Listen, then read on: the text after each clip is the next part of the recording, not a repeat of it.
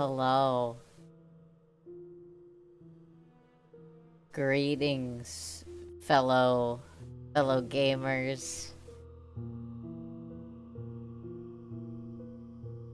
It's me, Robot. Today we are taking a look at the most terrifying thing known to human beings and robots as well, and whatever you might be. Redditors. They're so scary. Uh, so I was gonna just read Am I the Asshole again, but like make it like ambiently horror because that just sounded funny to me. But now I'm just kind of like, maybe I should just like read like scary stories. But first, I do really want to judge this one person at least. Um, because yeah, Redditors were forged in hell. It's true. Um, anyways, I do really want to judge this one person first. By the way, let me know if like I added like a small like filter for this stream that you can probably see. Let me know if that's like obnoxious or like if it's like I don't know, like maybe it's like it hurts your eyes a little, but I tried to tone it down enough so it's like got some nice little ambience in there, you know, but also so that's a little, you know, it's a little off-putting. Anyways, I will fuel up. So this human, 18 male, had a crush on his friend, 18 female. And he thought that she returned it. And they kissed. It was his first kiss. But, you know, he thought it was pretty good. And then his friend that he kissed came out as a lesbian. The horror! And to make it even worse, she said that that kiss that they shared helped her realize that she was gay. And she thanked him for it. Because what does that tell him? What's that supposed to mean? It means he's unattractive and unlovable. So much so that that kiss turned her gay.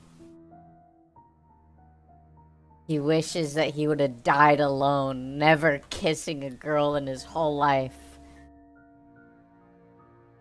And he just wishes that that never happened so he would never have to turn a poor girl gay just from the sensual touch of his own lips. And then she called him stupid for believing this.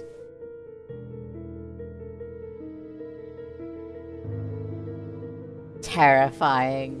Honestly, horrifying. My heart goes out to all cishet men who have to go through something like this. I, as a lesbian, was also turned gay by a man. We even shared a kiss once. And it was after we broke up that I realized I would never kiss a man again. For I too am a lesbian. I kissed a Redditor. No! He probably has a Reddit account. He's a fucking piece of shit and he like treats people like dirt, so I wouldn't be surprised if he has a Reddit account. Anyways, I don't need to I feel like I don't need to go into detail as to why this guy's a fucking...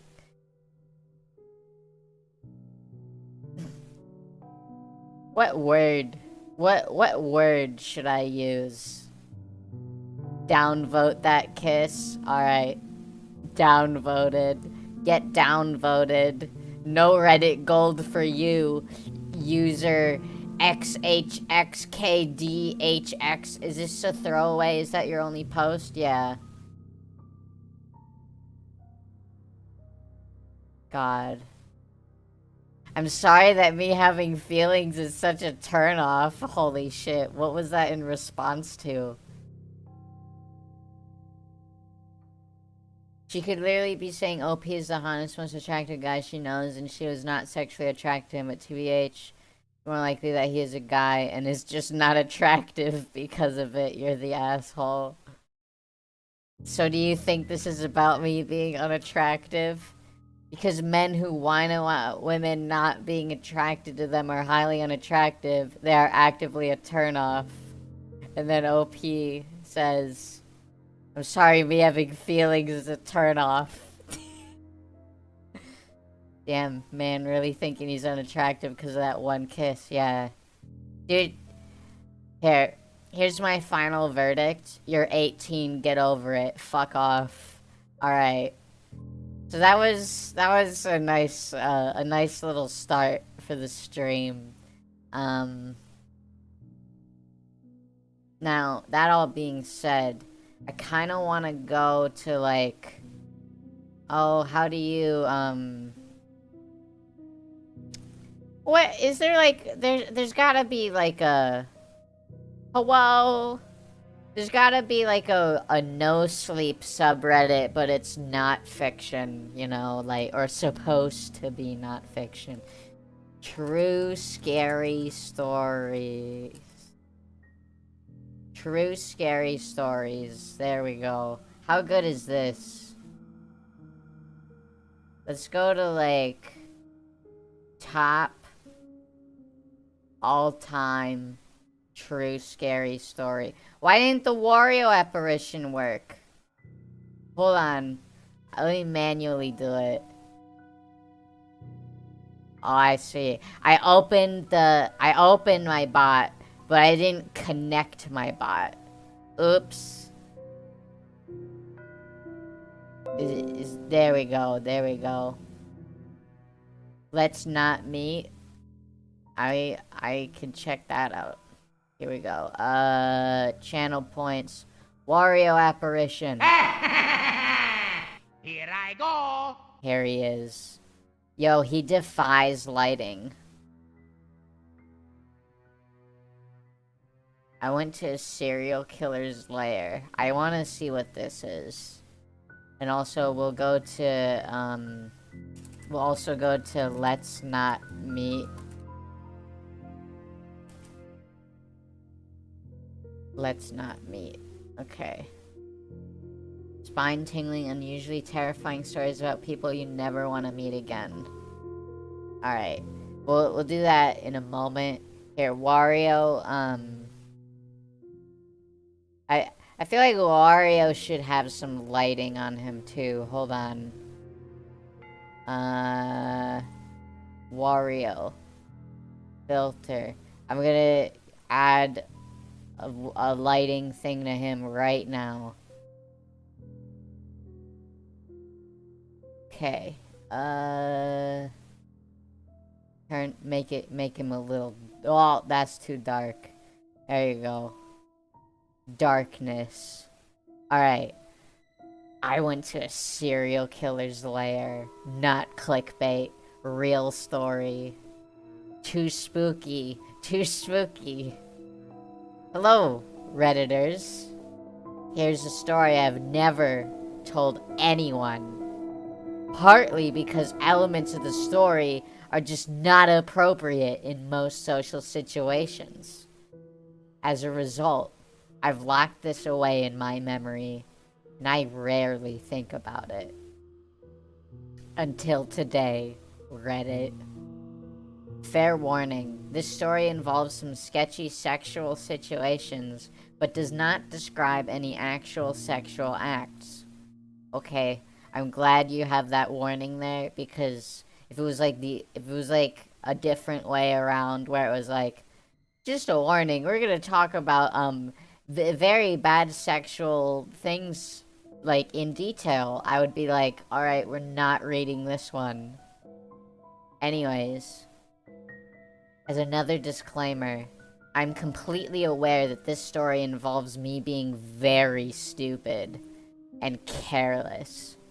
I'm not going to inject these acknowledgements into the story, but rest assured that in hindsight, I am aware of the foolishness that took place, and I don't need to be chided on that topic. Now, where to begin? Was he gonna talk about his first kiss? Now the girl ended up being a lesbian because of that? No, where to begin? I, 18 male, kissed my first crush, 18 female. I thought it was pretty good, but clearly she thought differently. The writer realized his character acted dumb and couldn't bother to change it. Lol. Hold on. Maybe let's move chat like up here, maybe. 18 females and they all turned lesbian? Holy shit, he's doing a service. If he turns 18 girls into lesbians, then he's doing a service to me. The more lesbians in the world, the better. Anyways.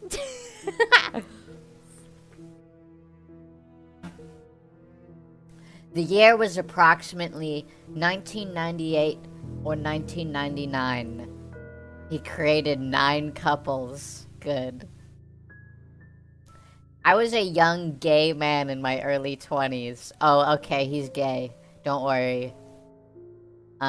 We don't worry. He's not turning anyone lesbian. He was already turned gay by a woman. And did he kiss a girl? This one man can create so many lesbians. Alright. Living in a medium-sized city in the Midwestern US. Medium-sized city in the Midwest US. I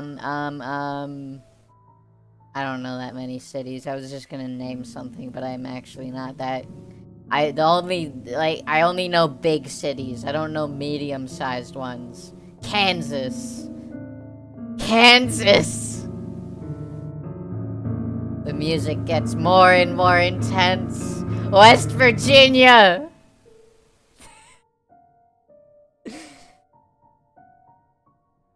Christmas tree, Christmas tree. I am really scared. I kiss someone and then they turn gay and I'm unattractive. Goodbye, Wario.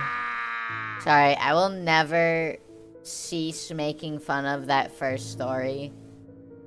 I know it's not supposed to be framed. Like, it's not Am I the Asshole?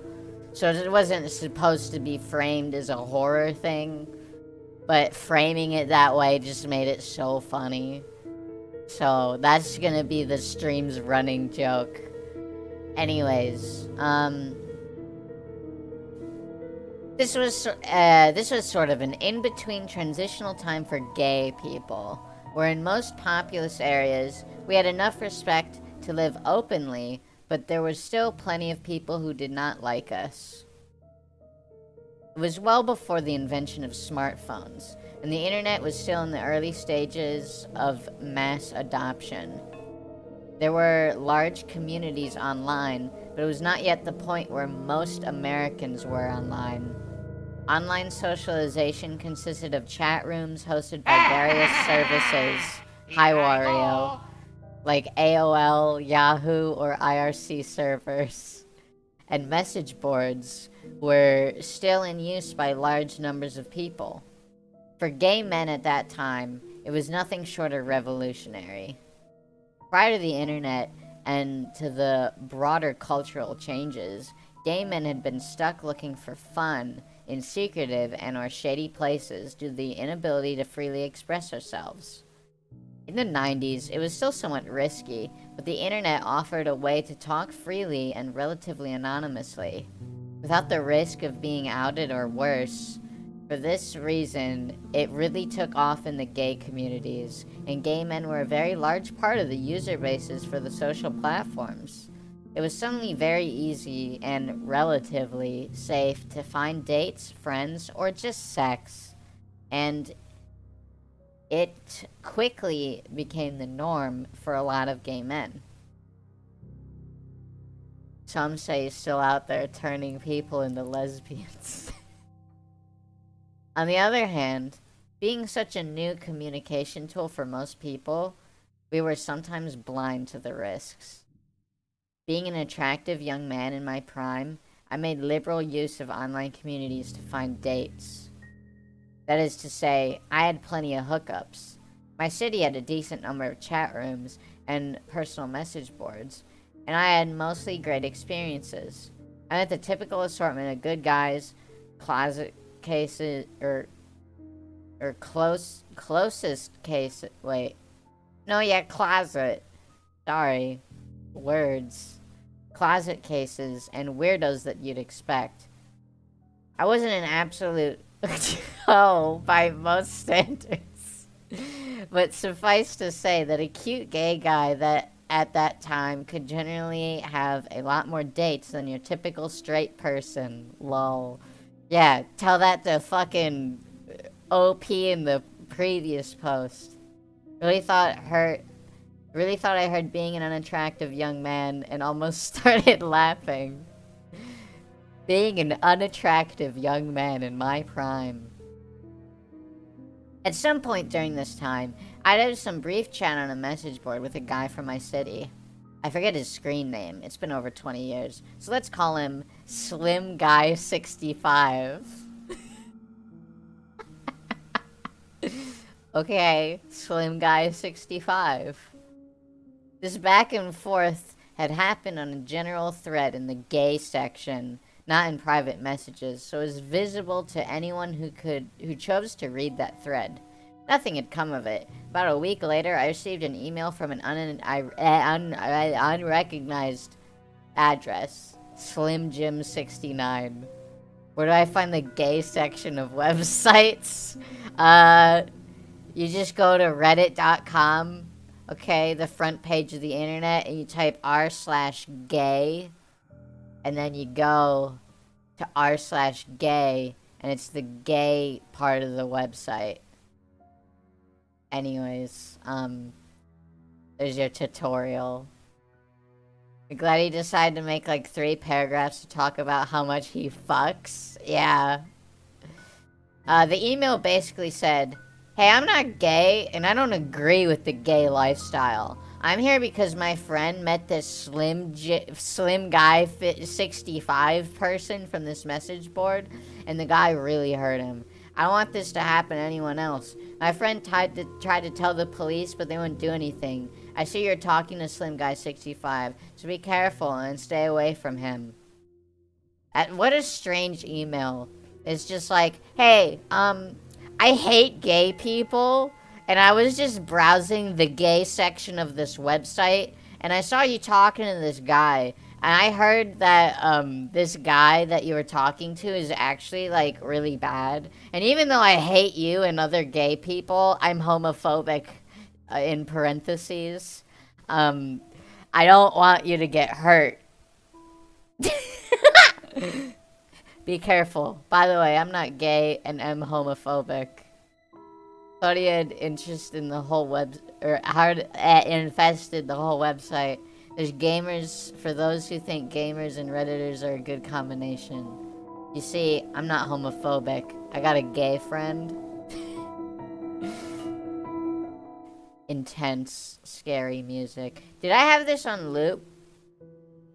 I do have this on loop. Let's get, I have like a playlist of dark ambient music by this one artist, and he said it's all free to use, so I'm just gonna play dark ambient music. The gay community. Okay, that's strange. What does this person mean by really hurt them? Was his heart broken? Did he get beaten up or verbally abused, or what? I responded to the email asking for clarification on what exactly happened. I never received a response.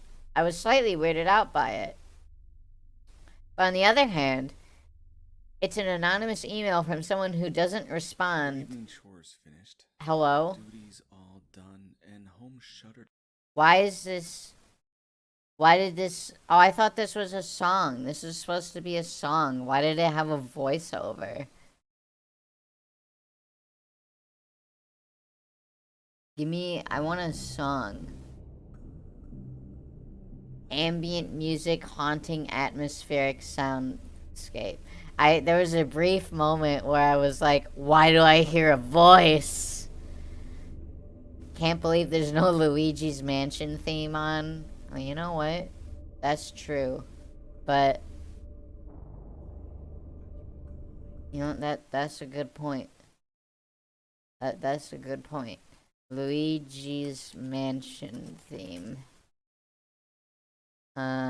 Give me like the, give me like the one where he's like...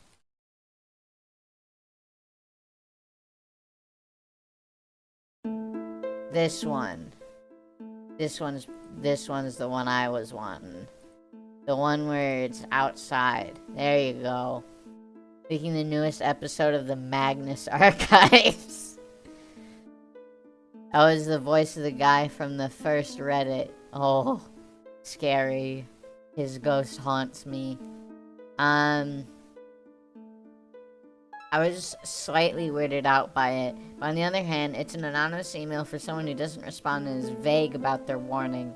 This could be anything. It could be some disgruntled ex trying to mess with the guy. It could be a real warning about someone gay bashing. It could be someone trolling who doesn't have anything to do with anyone. I kept it in the back of my mind. It pretty much shrugged it off. Several weeks later, I had a weekday off and decided to take the internet to fish for some dick. As was my custom. Lo and behold, I had an email response to a personal ad. It was Slim Guy 65. He was offering to meet at his place to hang out and just have a good time. Wink, wink, nudge, nudge. I won't go into details. And as I recall, there weren't really many details discussed other than the small talk and intros we'd done previously. Nothing about this guy was really sounding interesting to me. But I had no other offers on the day, so I decided why not. I'll go see what this dude is about. I'll go see what this guy's dick is all about. By the way, I fuck. I have lots of sex. Lots and lots of dick. As I typed my reply, I suddenly remembered the strange email I'd received warning about this person. I went back and reread it. Still vague. Still presenting more questions and no answers. Should I take this anonymous warning at face value and just ignore SG65? ... I decided to go check him out anyway. His address was on a rather busy street in the middle of a dense residential area. Not some shack out in the woods. And I can handle myself. He's weird. I can just fuck out of there. Not to be confused with fuck and then get out of there. Just fuck out of there. Can it be called a dick move then?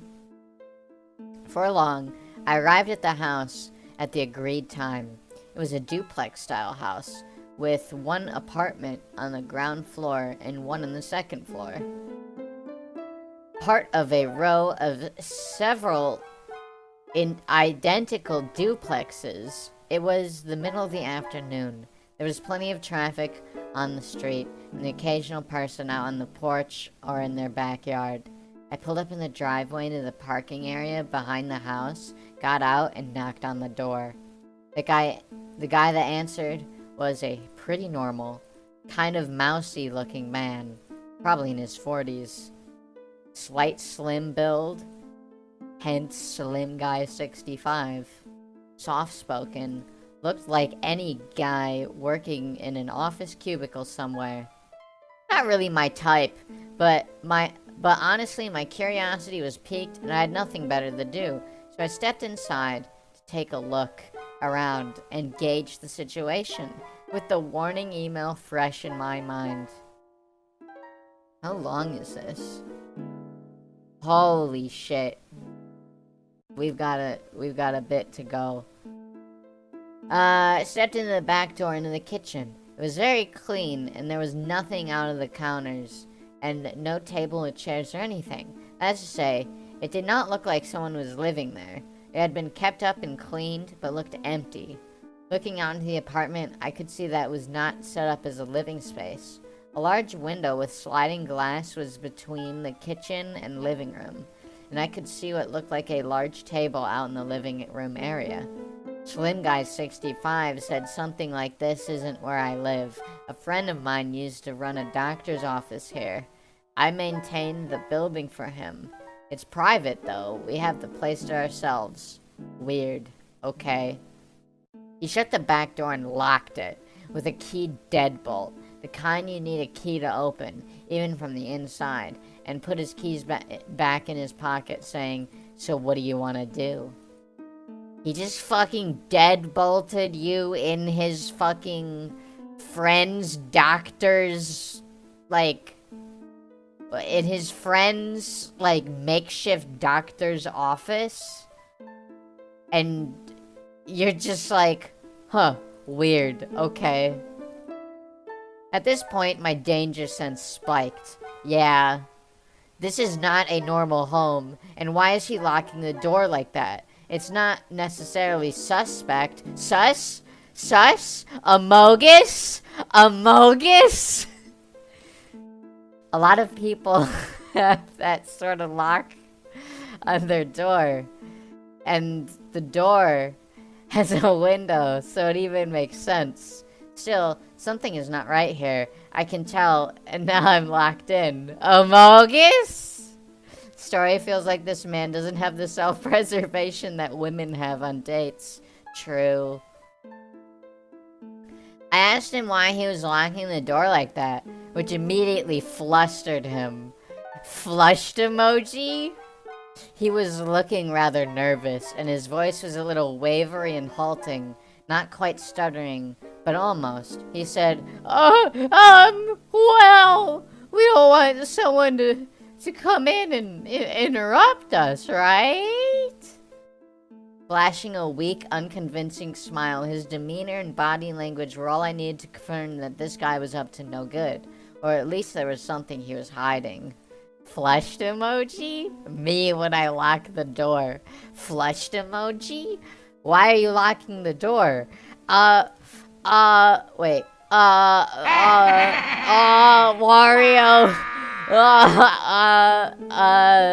I don't want anyone to interrupt us, you know? Anyways. However, I could tell that I was intimidating him. Ascend. Alright. I could tell that I was intimidating him. I was not a particularly muscular kid, but I have a larger frame. Even when I'm at my very thinnest, I still wear large-sized tops, 36 waist pants, so I look big, which people tend to interpret as me being stronger than I really am. I'm Scarlet? Oops.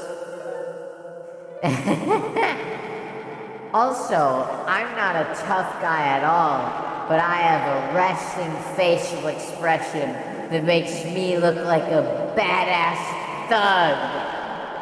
People who don't know me often assume that I'm rough or something. I sometimes use this to my advantage while I can, because before long, a new acquaintance will eventually figure out that I'm a total win. Lol. But this was definitely an occasion to play up the tough guy appearance, and I did exactly that. What a fucking paragraph. The Scarlet voice was fitting. I put on my best steely face and told him to unlock the door. Or else. And that I don't want to be locked in here. He looked for a moment like he was going to pee his pants. Then he said, "Oh, okay, alright, I'll unlock this." He unlocked the deadbolt. And I'll just lock the knob here. And he turned the little dial that locks the doorknob. That was fine with me. I continued to stare at him until he said, "Well, I'll leave the keys on the counter right here." And he set his keys down near the sink. Okay, look, if this guy... I went to a serial killer's lair. If this guy's a serial killer, he's a fucking wimpy-ass fucking serial killer.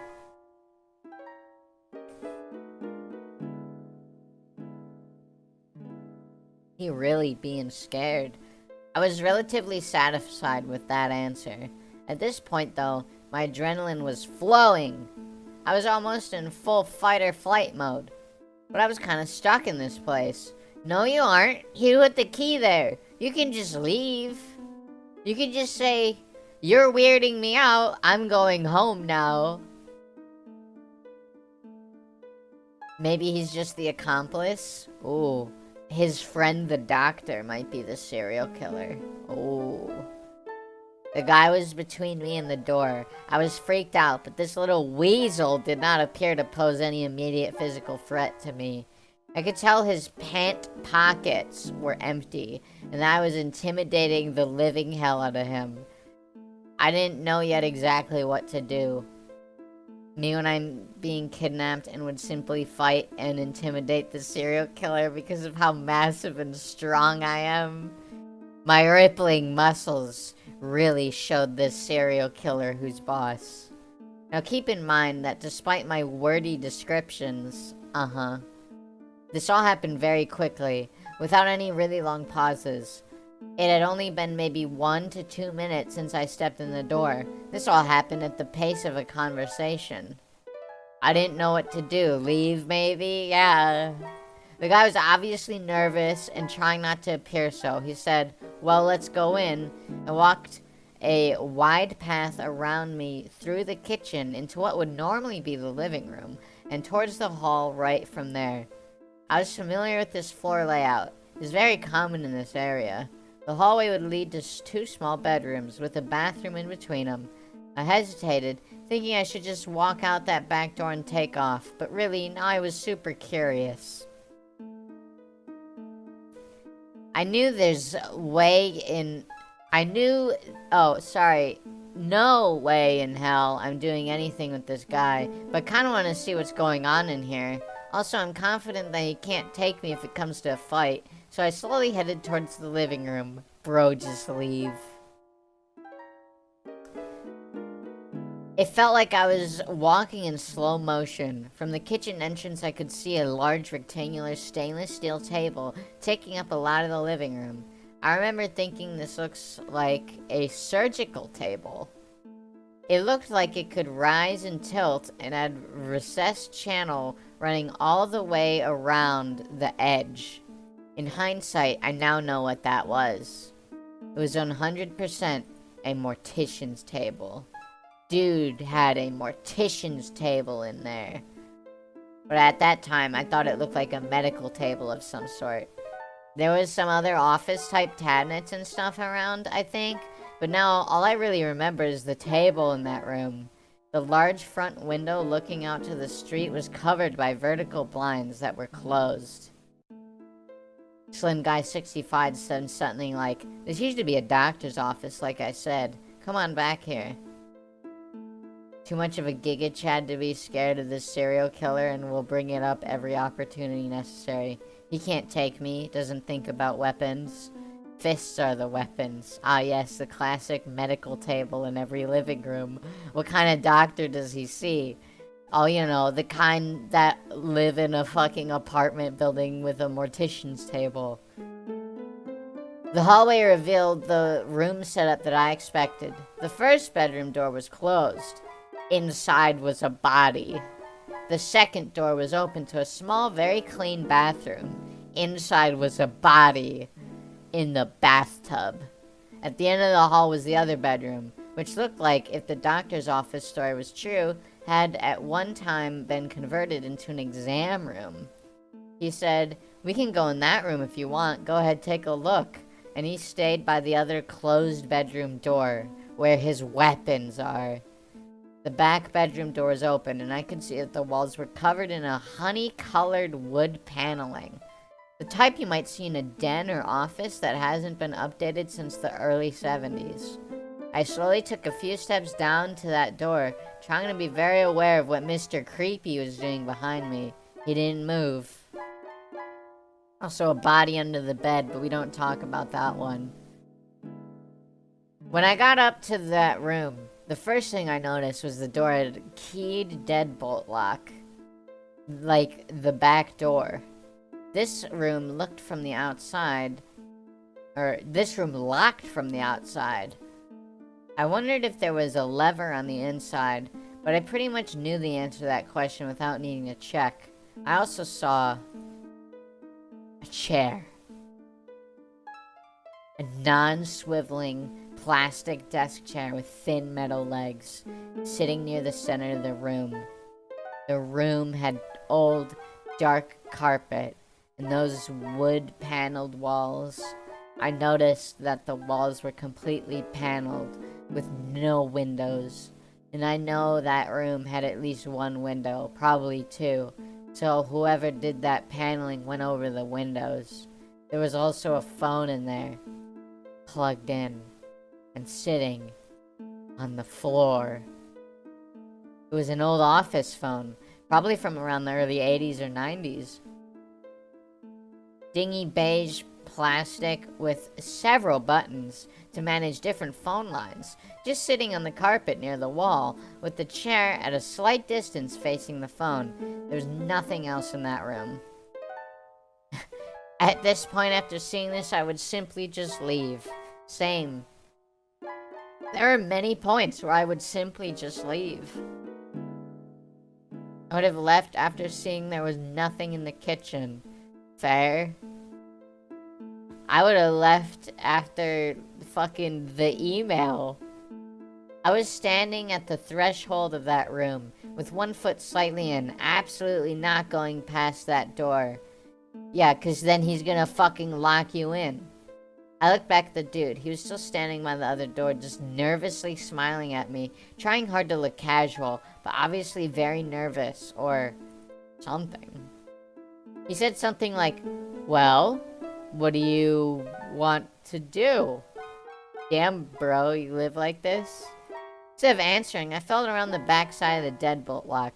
Sure enough, nothing there but the smooth wood of the door. You said you didn't need to check, and then you check anyway. It also dawned on me that I did not see a light switch anywhere for the ceiling lamp.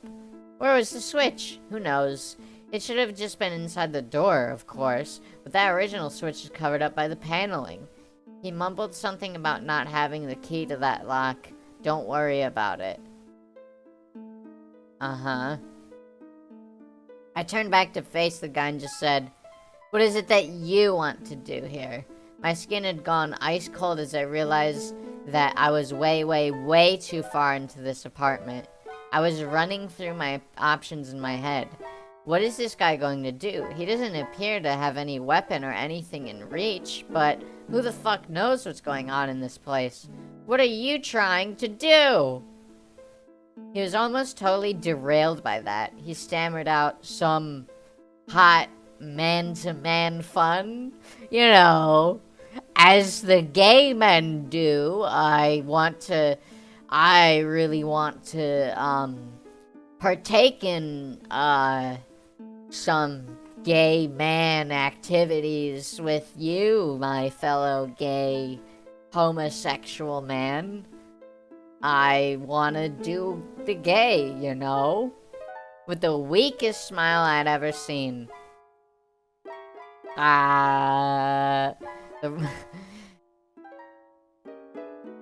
Looking like he was just a hair's breadth away from panicking. That sounds comical, but really, that sentence was probably the most chilling part of the entire experience for me. It was the way he said it, like he had to come up with something on the fly, something that would sound plausible, and he failed. Who says that in real life? Hey, do you want to have some hot man-to-man fun? Nobody. It's something you'd see on an advertisement for a cheesy porn site or something. Some hot man-to-man fun? Smile, quivering lips. I think people should say it, yeah. It's chilling because it's like, at that moment, you realize, yo, this guy did not want me here for some hot man-to-man fun.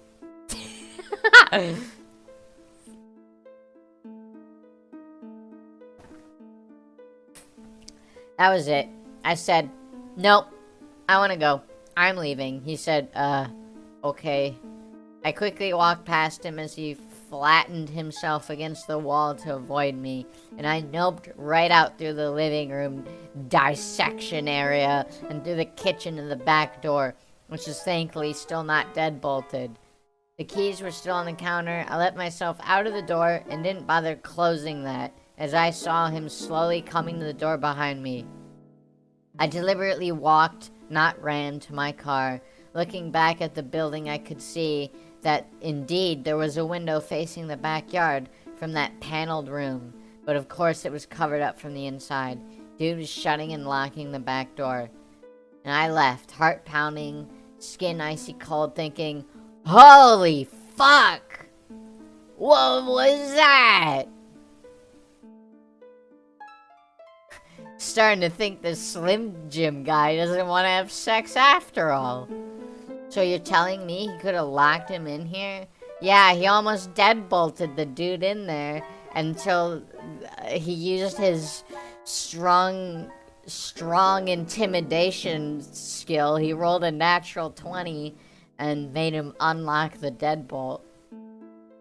So was this guy some kind of killer? Or was he just an awkward, closeted gay guy with access to a sterile-looking apartment with an autopsy mortuary table? Which do you think is more likely? Is he a serial killer? Or is he an awkward gay guy with access to a sterile-looking apartment with an autopsy/mortuary table? OP could have locked Slim Guy in here? True. He could have taken the keys. Been like, fuck you. This is the end of the story with nothing going to happen. You're gonna downvote him. Windowless, yeah. And a windowless room that locks from the outside with a chair and a phone and no light switch? It's clear to me that the poor soul who walks into that room gets locked in. He probably shuts off the light from somewhere and calls the phone. Other than that, it's anyone's guess what happens. I assume the friend of the judgmental person who emailed me must have been some kid that got locked in for whatever game ensues. Guess we're gonna learn police went there and all. Driving home, at first I thought, of course, I have to call the police and tell them what's in that place. But thinking it through, I realized I didn't really have any crime to tell him about. I went to meet a man for casual sex, and what? He has a room with a chair in it? He has, as I thought at the time, an exam table? The police aren't going to do anything with that story. The guy didn't touch me or do anything to me, and I left. I considered calling an anonymous tip line, but again, what exactly would I report? There was no actionable crime. Also, keep in mind that at the time, while the local police in the city were pretty decent, they weren't especially interested in getting involved with helping the gays. Having a chair is a crime. They'd prosecute actual crimes if it was cut and dry, but I had heard plenty of accounts of them not choosing to follow up on cases where there's not an easy arrest to be made. I decided not to report anything. Nothing would come of it, except drawing unwanted attention to myself. Even in retrospect, I think that was probably the most rational choice to make. If this happened today in 2020, the law enforcement would probably be a lot more interested in it. Nope. But back then, not so much. So, live and learn. If you reported it in 2020, then they would arrest you. Anyways, a cab. I still drove past the house once in a while in the normal course of life for several years. I'd pay attention to how it looked. The vertical blinds were closed maybe 5 or 6 years whenever I went past. Then eventually the blinds were down and there were decorative curtains in the window. So I assumed the place was eventually sold to someone who actually lived in it. Around 2002, 2003, there was a murder of a young man in the news. He'd been found in the next state, which borders on my city, so it's not very far away. I recognized the guy from the gay community, but didn't know him personally. A friend mentioned to me something about the local serial killer. I said, what? He explained that a few young men had gone missing over the past year, each after being at one specific dive bar, and each being found several miles to the north past the state line and out in the country. The case on the news matched with that MO. My friend told me the young guy had been at the bar and left with someone the night that he disappeared. The news report didn't mention anything about a gay bar or similar recent cases, of course. I had to wonder if my acquaintance from the internet had anything to do with it. The location of the murders apparently was nowhere near that duplex, at least according to the story I was told. I never heard of a resolution of that murder on the news, or any official mention as a suspected serial killer other than some gossip. So, that happened. Am I the asshole? Sounds completely unrelated to the dude he met. Yeah, he, like, explained... Like... He, like, explained away the fucking... Like, relation. Yeah, we don't even know if he was a serial killer. Clickbait. I'm sorry, we got clickbaited for the last, like, half hour. F. Sorry. We're gonna go to, Let's Not Meet. I'm gonna take a big drink of my fuel.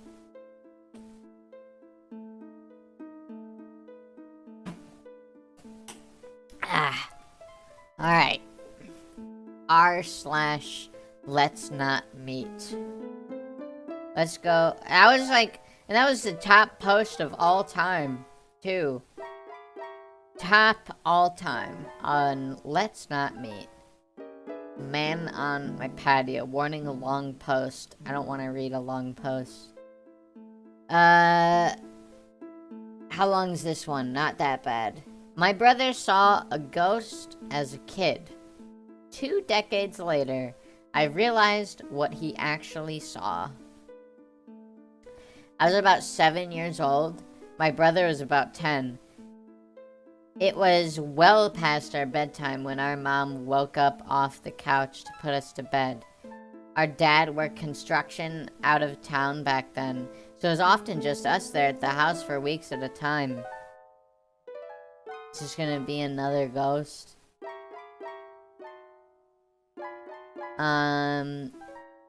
Up the stairs and to the immediate right was our parents' bedroom.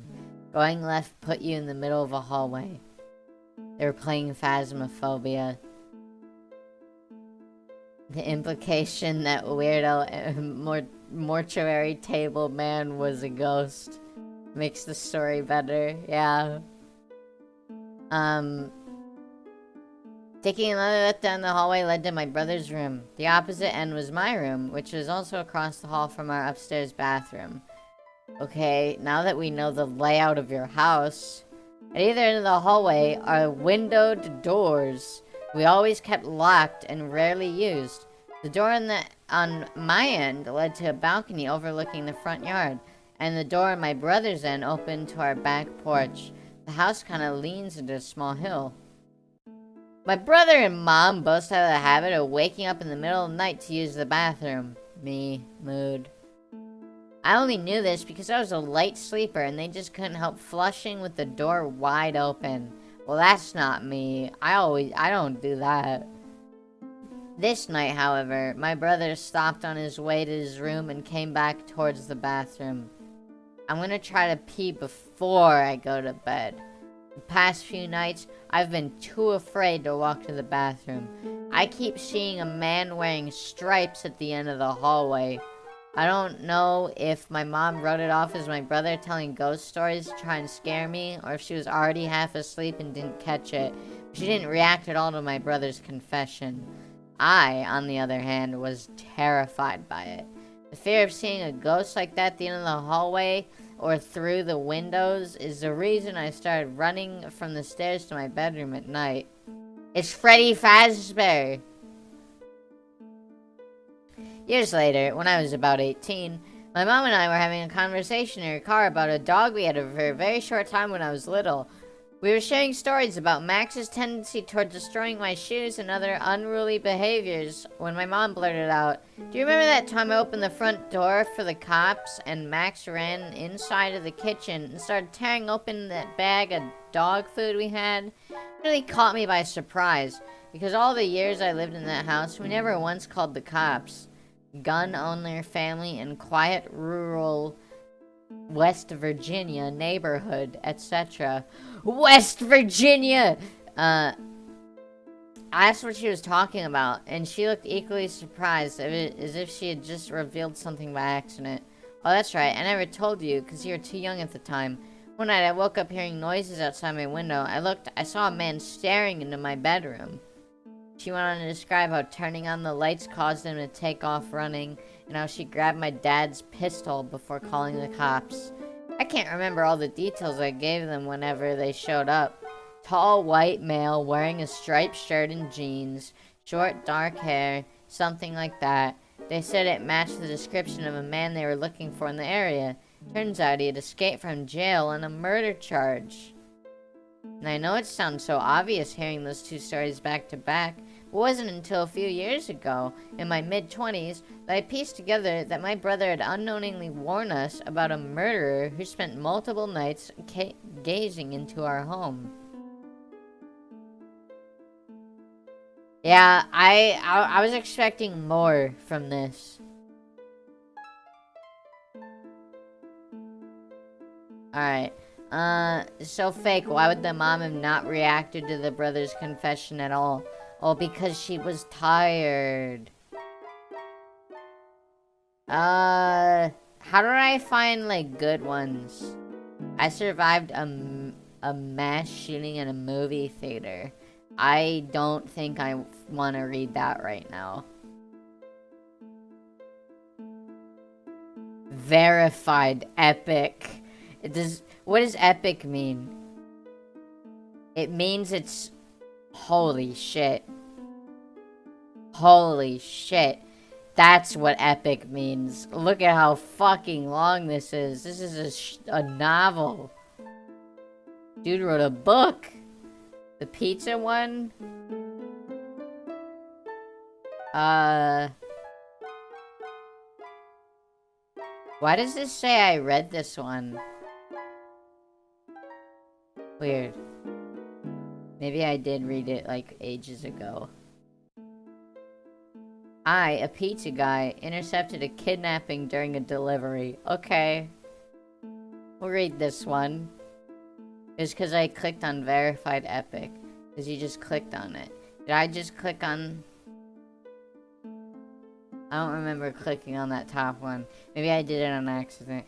I don't know. I'm not paying attention. We're reading the pizza guy story. How long is this one? Oh,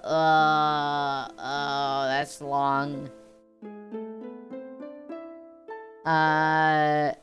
But Pizza Guy's story is a little long. I mean, yeah, you get the idea. You stop the guy by peeing on him? Wait a minute. Wait a minute. Hold on. Oops, not just pee. Did you pee on him? Oh, did you piss on this man? This makes me want to know more. Piss. It's not You stopped the... This whole story made me angry. Wait a minute. Why am I on a different story? When did that happen? When did it switch? Get out of here.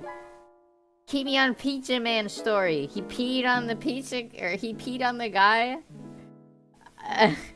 Oh yeah, there's a lot of mention of piss. Alright. Well, now I'm like a little too curious. We need to read it now. Alright. I, a pizza guy, intercepted a kidnapping during a delivery.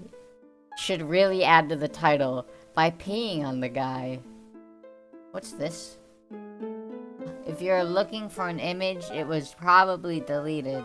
F. I deliver pizza and I'd been having a really busy night. Non-stop back and forth without any time to even pause and take a leak. Oh, he's gonna talk about pissing this whole time. This is gonna be a piss story. I'd been so busy that I wasn't really thinking about bathroom breaks. We're also going a bit of a heat wave in our area, so I've been drinking copious amounts of water. All of a sudden, I was driving this particular delivery. You should have titled it Piss. Inspect element.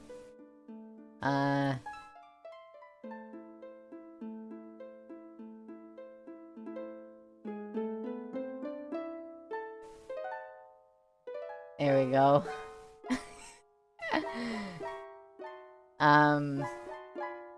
All of a sudden, as I was driving this particular delivery, the urge to go hit me.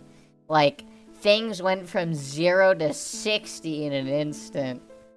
Thankfully, I was close to the customer, so could get this one over with quickly, or so I thought. Dude, imagine if you order a pizza and the pizza guy hands you the pizza and is like, "Can I use your bathroom?" I really gotta fucking piss.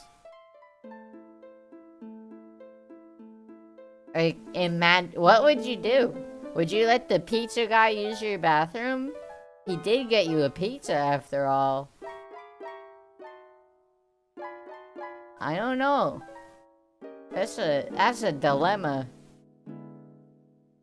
Pull up to the house. It was in an area delivering before.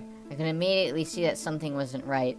All the lights were off in the house. Not even the glow of a television or anything. It was extra apparent because the street light closest to the door happened to be out of order, and on top of it all, the block was dead quiet. Okay, so the Void ordered pizza.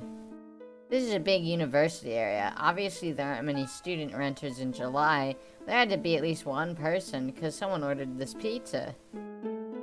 Maybe they just like sitting in the dark, or they were out back in the yard. Whatever. I didn't want to get out of my car and knock on a quiet house in the middle of the night around 9:30 p.m. without first checking that I had the correct address and the customer was inside. Sometimes ghosts want pizza too. Delivered to Cthulhu, yeah. It was scorching that night, even after sundown. My car's AC is a joke, and the piping hot pizzas don't help things much. So I have to try and open the car doors infrequently as possible to keep any cool air in. Called the number the customer provided, and the voice on the other end said, kind of briskly and out of breath, "Yeah?" I just tried to keep it clear and concise. "Hey, it's pizza.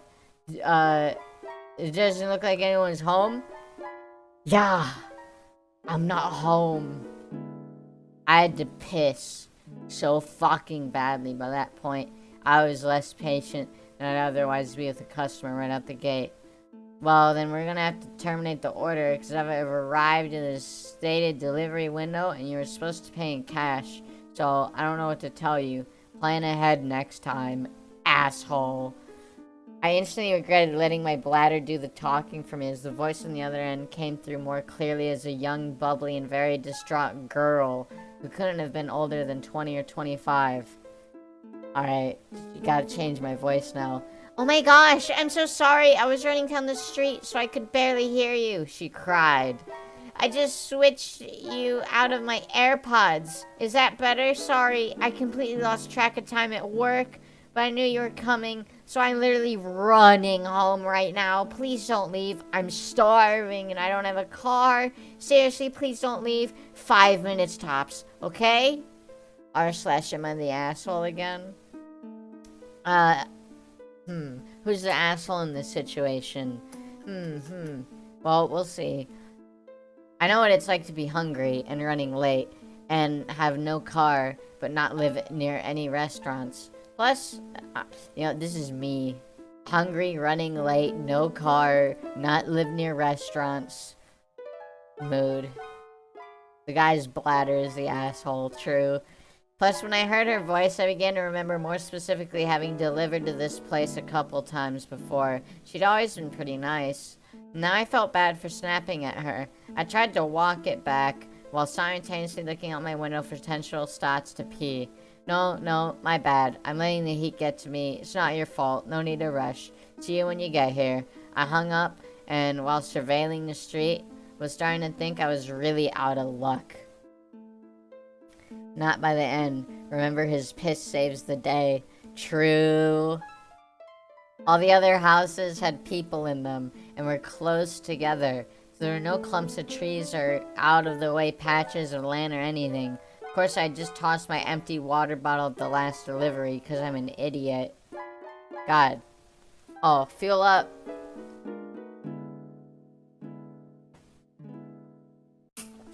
I wouldn't want to piss in a fucking water bottle.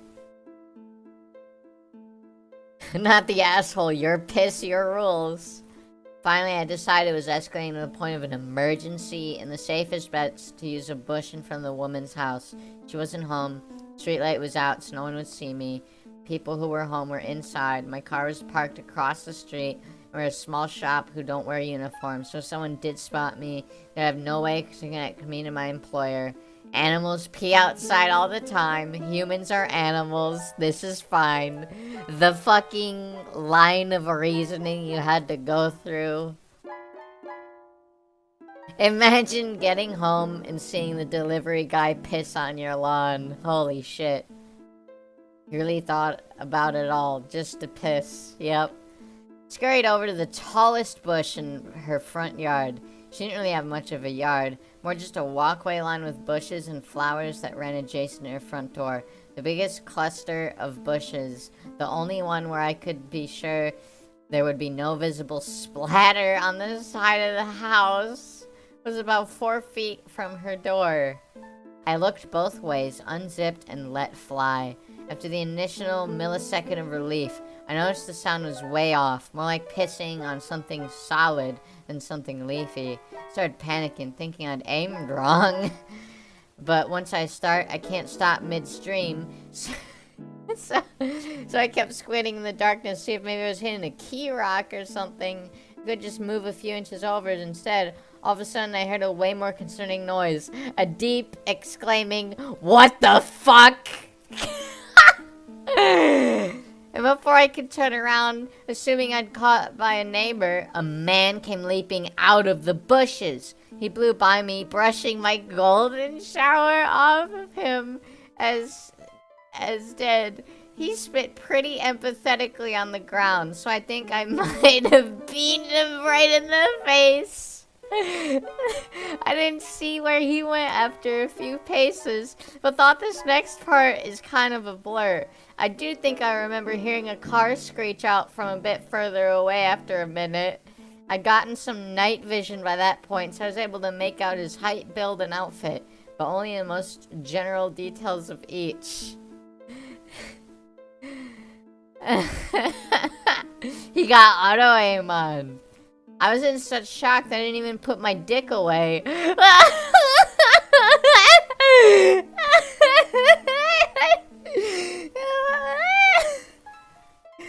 Oh my god, this story.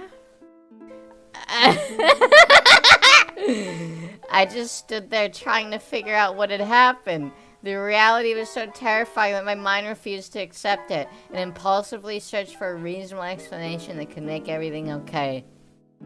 I thought, could these bushes lead to some backyard area and just look like they were against the house? Could they have been obscuring an open window?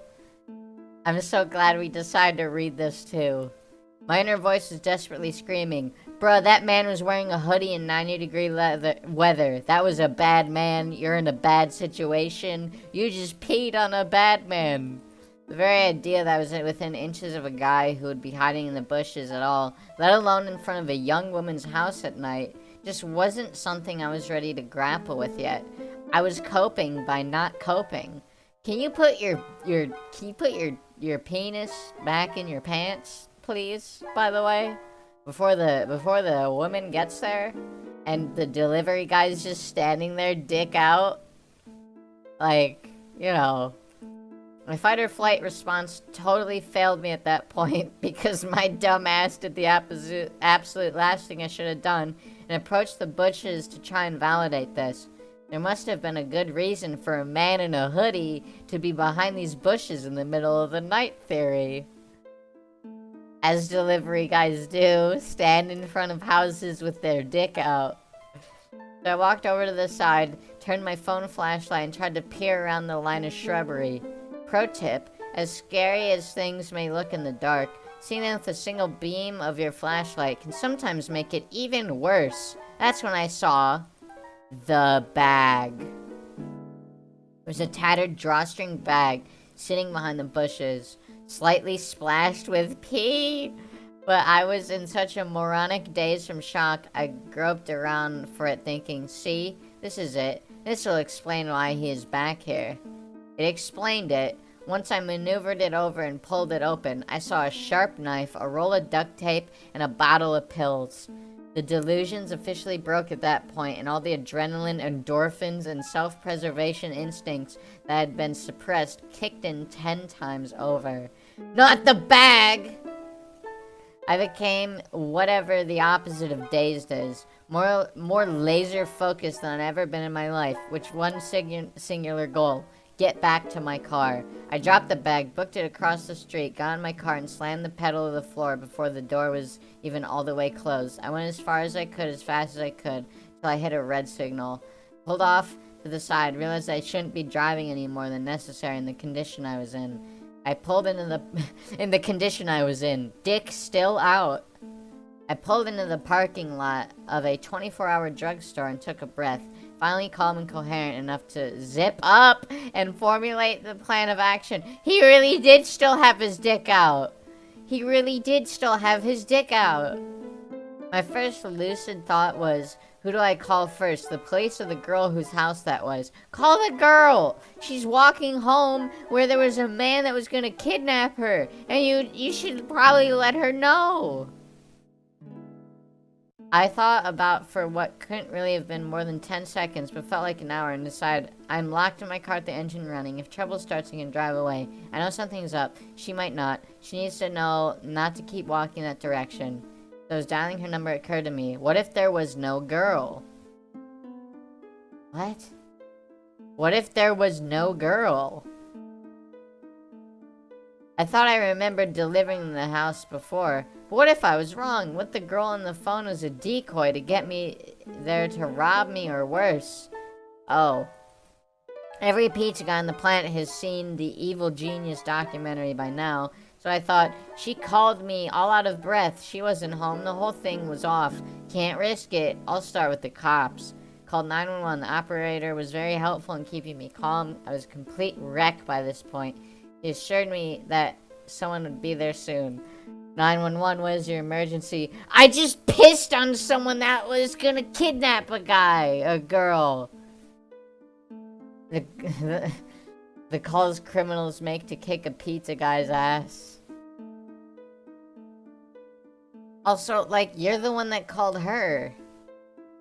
Whatever. Kept telling them they had to get there before the girl did. Trying to express 3 thoughts at once and really damaging my own credibility.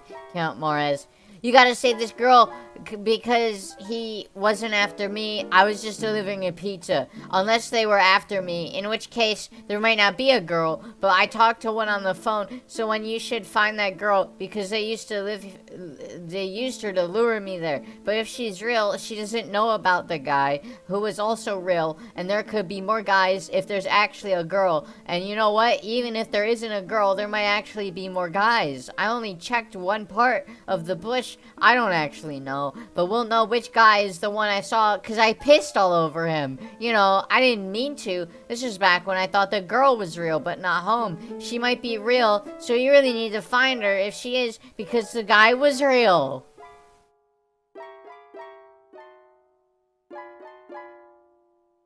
Finally, they basically just asked me to shut the fuck up and stay on the line. But that was when I saw an incoming call from the customer. I couldn't answer it without disrupting my 911 call, so I ignored it. And then she sent me this text. Hey, I'm here. Don't see you.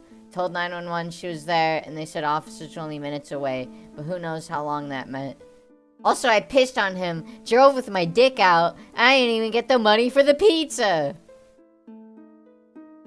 Especially after I'd given such a scattered account of the events in my panic. I just felt overwhelmed with guilt because my rational mind said the odds of her being a decoy girl for some large scam targeting pizza guys were low, and the odds of her being the intended victim of a predator were high.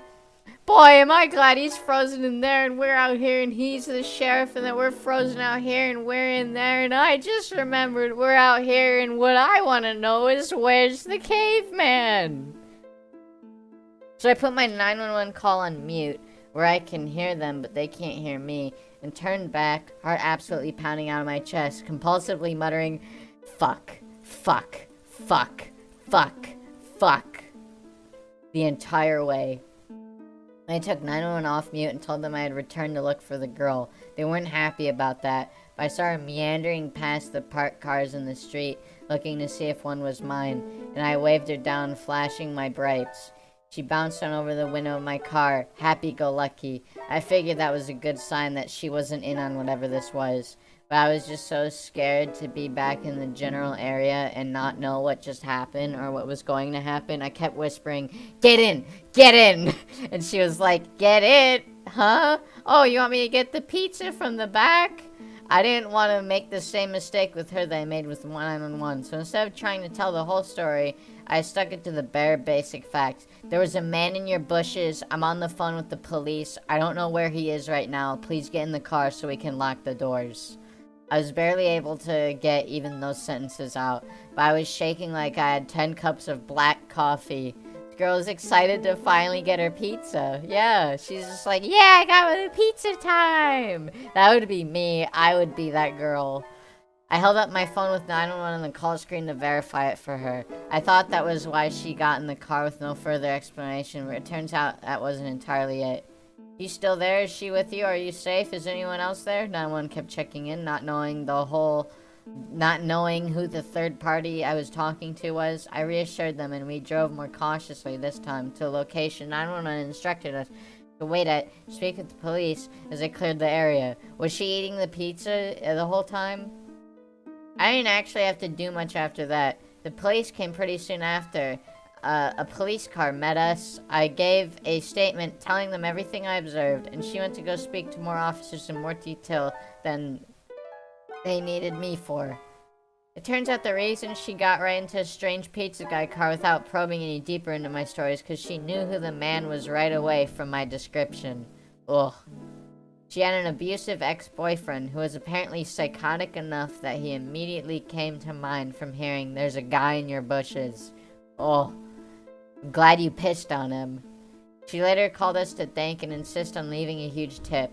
I wasn't there when the call came in, so the kid who answered didn't know to refuse to accept the money, but the manager already promised the next time we see her, we can load her up with enough one free pie cards to last a lifetime.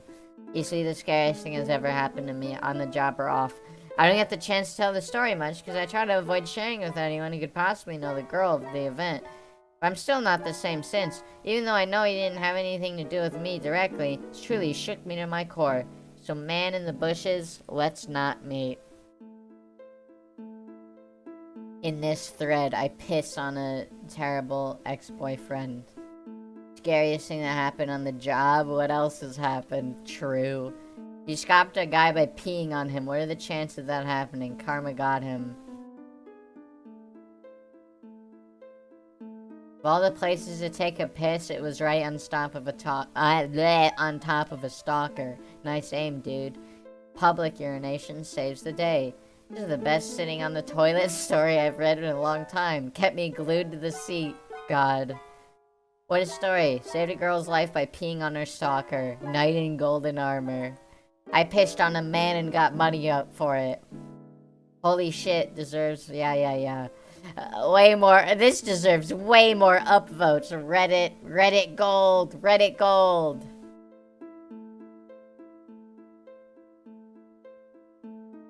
Fuck, this scared me to the core. Imagine if you hadn't peed on him. If you just waited and gave her a pizza and left.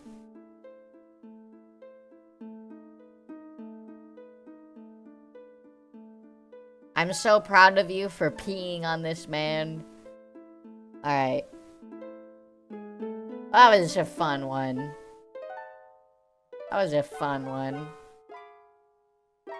Alright. Told a serial killer to fuck off. Had an incredibly frightening experience last night. Want to know if anyone's ever had a similar encounter.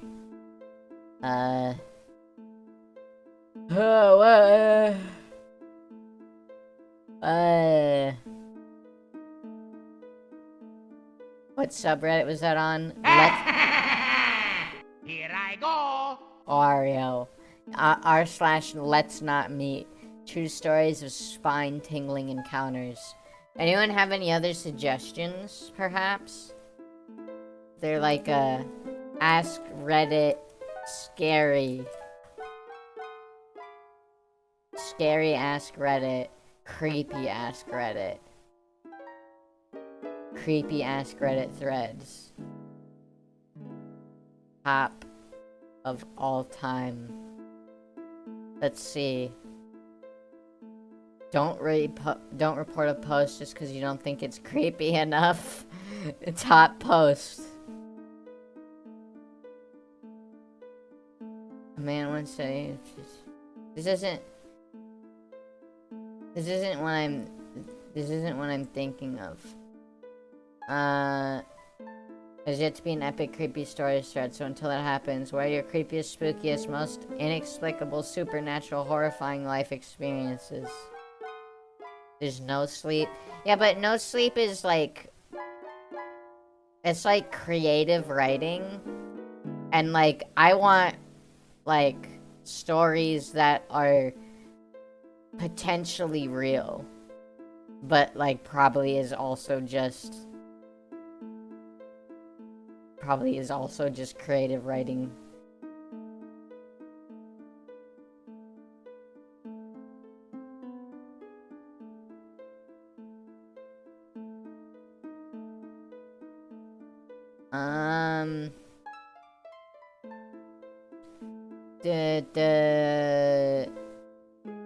I don't know.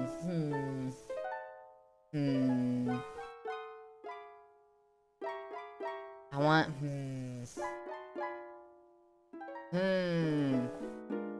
dark side of Reddit. I don't know. Is this gonna, like, just have, like, stupid bullshit? Probably check no sleep more considering it's spooky month. True. There's nothing on this subreddit. Goodbye. Let's search Google. Scary true Reddit stories. What are your scariest true stories?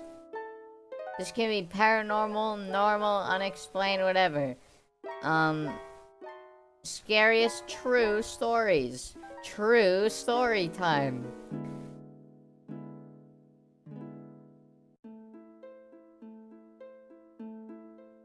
Let's see,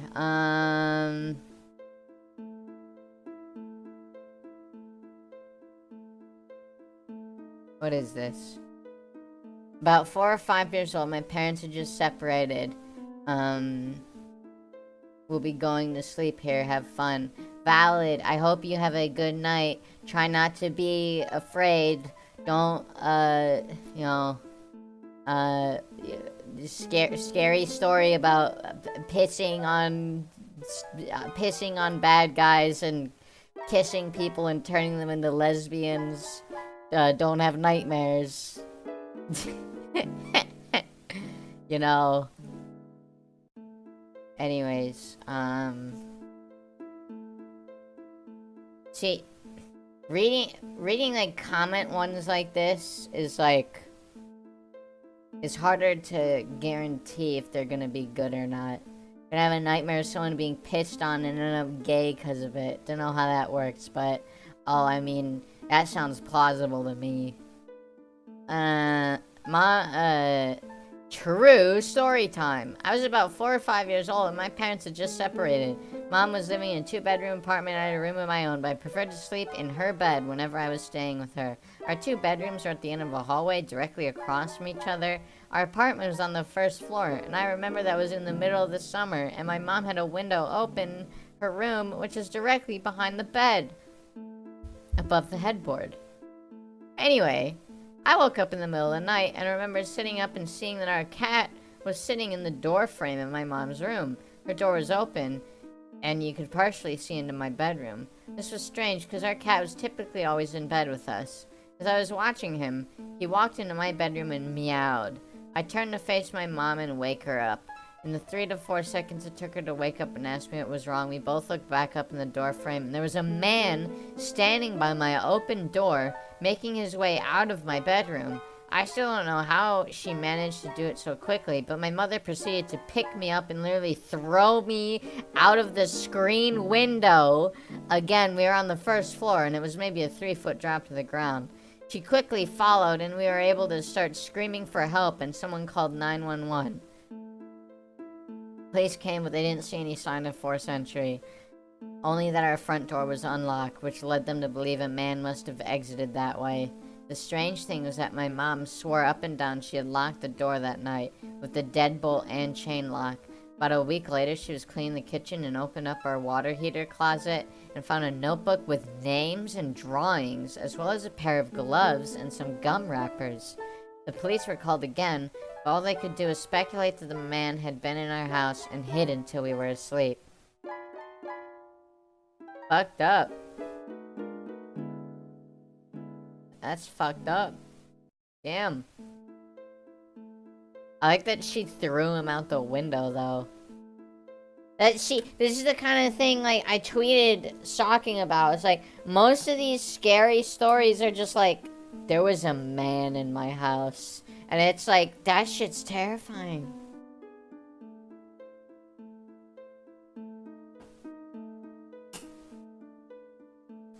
It's terrifying. There shouldn't be a man in your house. I moved to my dad's when I was 10. Didn't know anyone in the area, except for the family my dad was friends with. Single mom with 3 kids. Luckily, there was a girl a couple of years older than me. 12 at the time. And we got to know each other a little over the couple years. Weirdo. Just the first thing you mention is like, at least there was a girl. Anyways. We weren't close, but ended up having the same friends. One night, my friend Rob was hanging out with her and her younger brother. They happened to be in the house alone because my friend's mom was at work, which is where this gets terrifying and sad. Her mother has been helping this one lady through her work and got to know her fairly well. She found out her sister was in a mental institution and was let out recently. The night Rob is hanging out with my friend, we got a knock at the door. My friend thought it was just their mom. She knocks a certain way when coming in, and answered it without thinking. Rob wasn't supposed to be there, and he took off through the window to his house down the road. He never thought twice about it. Wasn't her mom. It was the sister, the lady her mom was helping. She found out through talking to her sister where her family lived and her mom's working schedule. She came in, and this is where we don't know details, and I'm glad I don't. My friend's younger brother got away on the neighbors to call the police. The lady brutally murdered my friend a week from Christmas, decapitated her, and left her body naked in the bathtub, hid her head, and they had to look through the presents, and I don't know where they found it, but they did. I wasn't allowed to go to the funeral. That certainly escalated.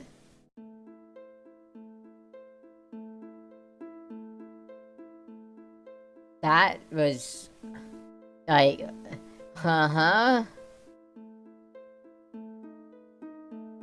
okay. That just suddenly, like, that went from 0 to 100. Like, there was a knock at the door. And then my friend was decapitated. And we had to look through the Christmas presents to find her head. Or some shit. I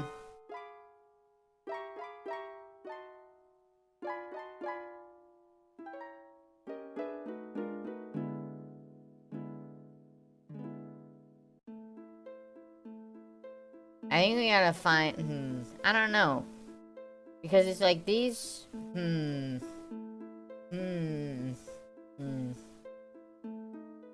Let's go back to true scary stories. Top all time.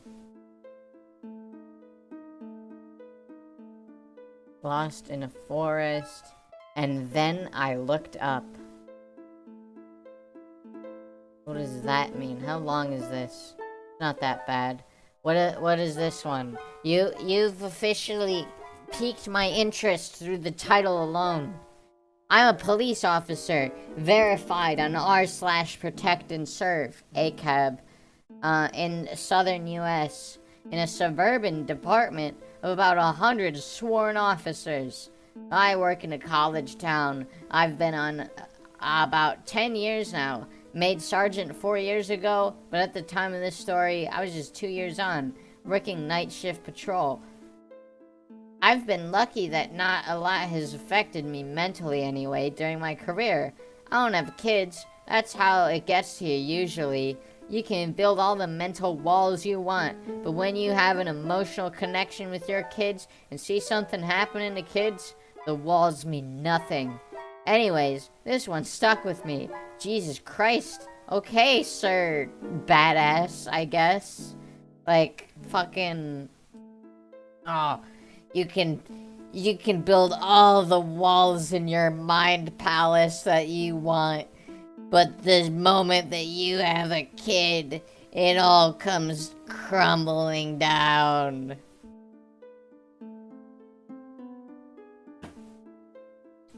Anyways, still makes my hair stand on end, especially when it rains. Ooh.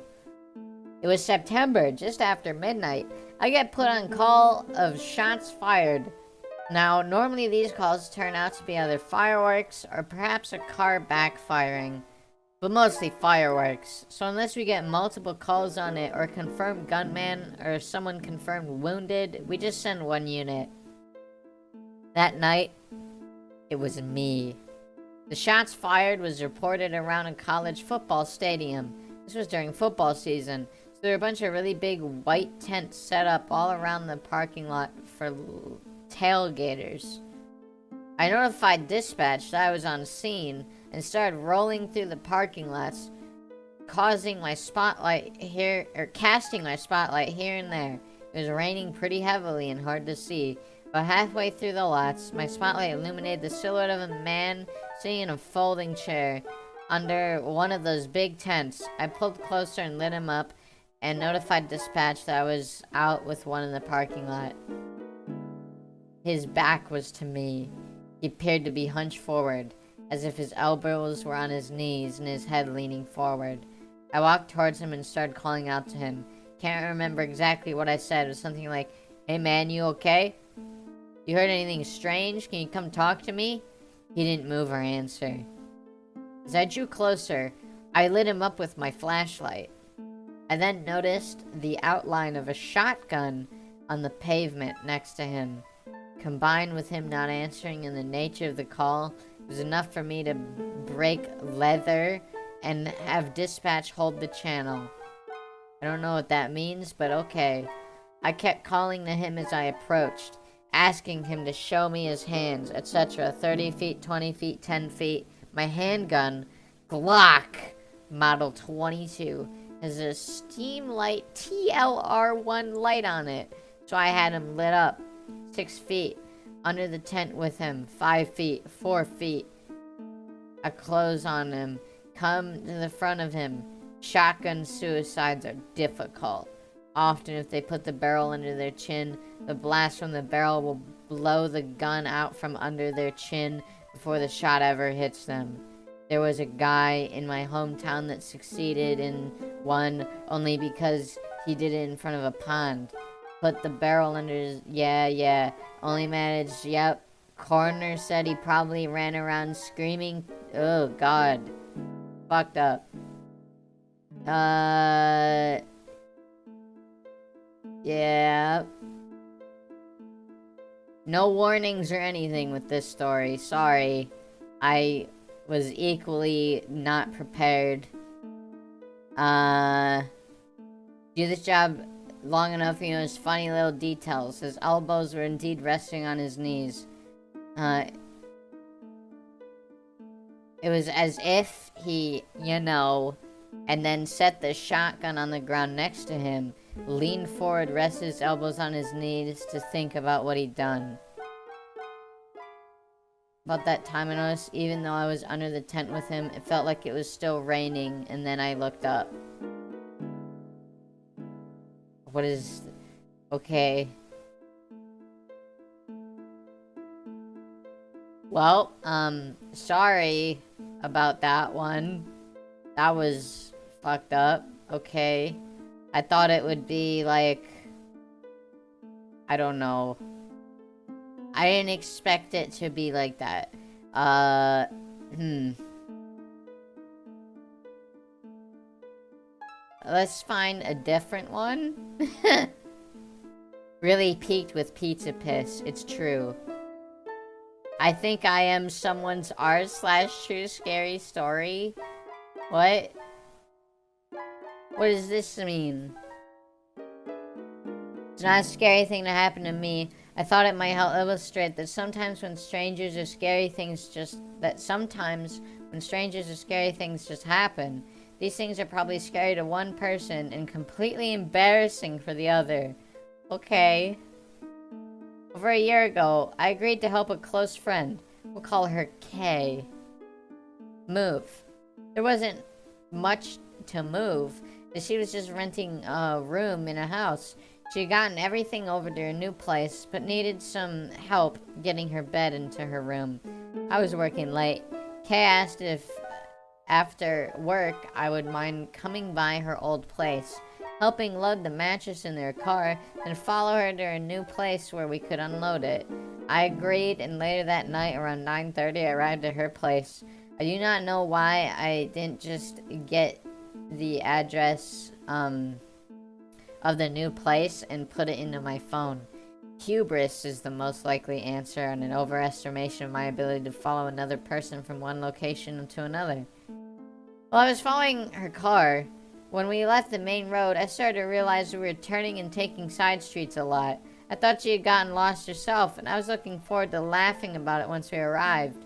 We ended up deep in a neighborhood that was definitely not the one I thought she had told me she moved to, but I kept following her.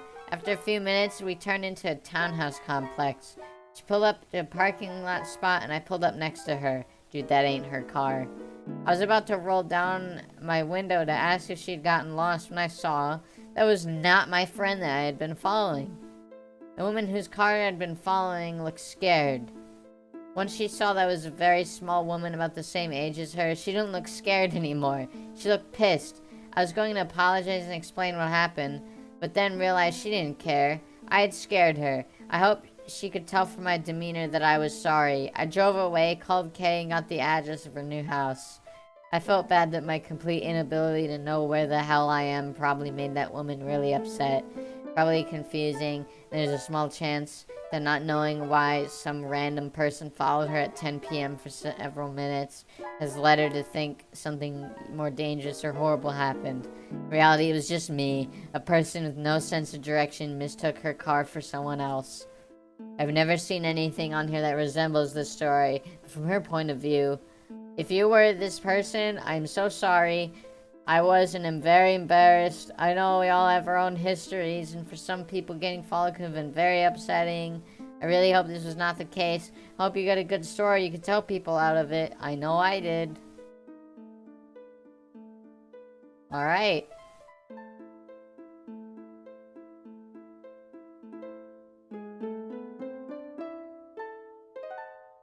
Anyways,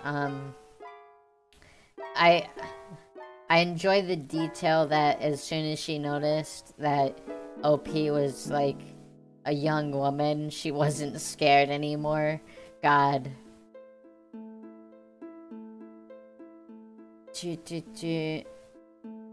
What the fuck? How long is this one? Too long? Too long. Way too long. Okay. Way too long. Creeper in the woods. Aw, man. So we back in the mine. This one isn't too long. Minecraft creeper in the woods. This happened about 13 years ago. Hold on, we gotta get Minecraft music. Minecraft. What's the like? Give me like, what's this one again? Oh, this one isn't scary. We gotta play Minecraft music. I mean, we'll just... what is it? Oh, what is it? There's one specific one I'm trying to think of. Sure. I think maybe, I don't know. We'll just play this one, Minecraft music, while we read the story about the creeper in the woods, because it's Minecraft. This happened about 13 years ago, when I was a sophomore in college, attending a liberal arts school in Suffolk County, New York. Within the first month or two of freshman year, I had found myself in a very tight-knit group of fellow theater geeks. 6 guys, myself included, and 1 girl. And they all loved horror movies and ghost stories. I had found my crew. Freshman year was tough, but we all held each other up and made the whole experience more enjoyable for one another. At the beginning of sophomore year, we decided that in October, as the Halloween seasons were ramping up, we would find a creepy wooded spot in a nearby town some night and scare the crap out of ourselves. We did some research and found that there was a particularly isolated area about 30 minutes away, infamous for paranormal sightings. Perfect. The 7 of us split into 2 different cars and headed into the night. Allow me to set the scene. You turn off a busy main road, flooded with strip malls and restaurants and whatnot. You're almost immediately greeted by complete darkness. Again, this area is very heavily wooded. It was essentially a large web of a winding road surrounded by trees. Very few streetlights and very few houses. Without a GPS or a good sense of direction, one could easily get lost in there. We all made sure to have fully charged phones and flashlights, just in case.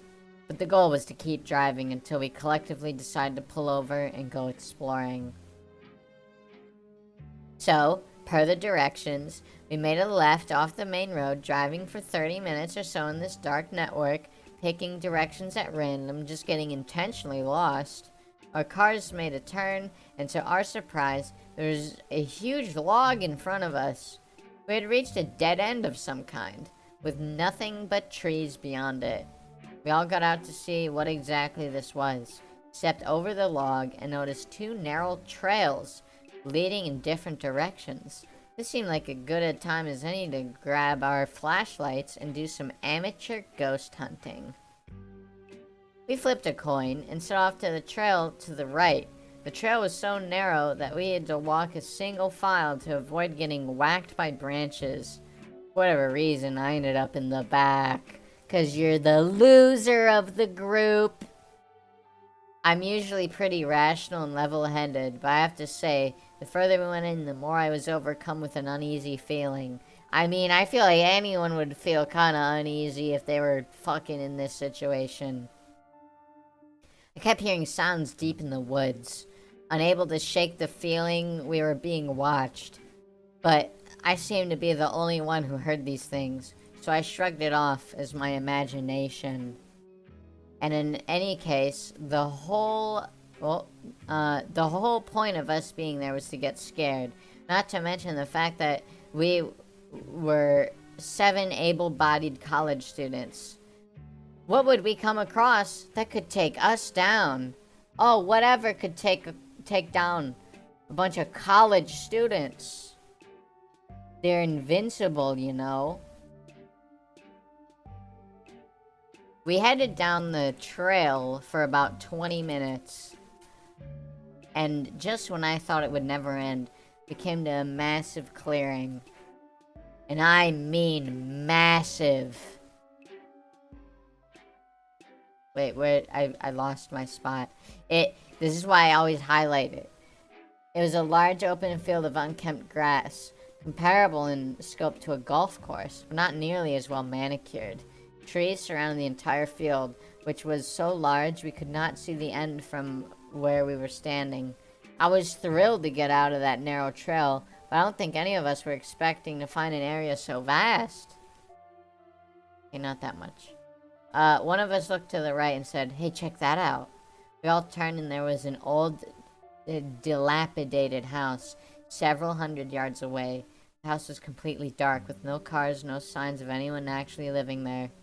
We walked over and shined our flashlights at it, and sure enough, the windows and doors were all boarded up. I managed to peer between the boards on one of the windows, and when I could see what was an old white couch covered in plastic, an otherwise empty room. Whoever used to live there, they were long gone. Because there was no way in, and because we all felt sufficiently creeped out by the house anyways, decided to walk closer to the trail we had come in from and have a seat in the field, and figured out where to go next. We walked towards the narrow trail, but before we could sit, my friend Mark stopped what he was doing. His expression dropped, and he pointed. We all turned, and on the very far side of the field, directly across from where we had come in, we could see someone tall, lanky, and pale dancing among the trees. By dancing, I mean it was skipping around, grabbing a tree, swinging around it, and then doing the same to another tree. Basically a do-si-do. The moon was so bright and the woods so dark, it actually took a second for us to really understand what we were looking at. Jay, the 6'4" skeptic of the group, wasn't seeing it. I leaned into him, probably meant to say leaned into him, pointed in that direction and said, "Jay, look where I'm pointing. Don't you see that?" He squinted a bit, and the second he saw it, he gasped with everything he had, clutched my arm, and whispered, "What the fuck is that?" What happened next sent shockwaves through all of us. Whoever this was, they stopped dancing, looked in our direction, started charging straight at us. Without even thinking, we freaked and ran back to the trail. Yet again, Jay was the only one who didn't see what was happening. He shouted after us, "Guys, what is it? Where are you going?" After about 15 seconds of running like hell, I heard Jay scream, "Holy shit!"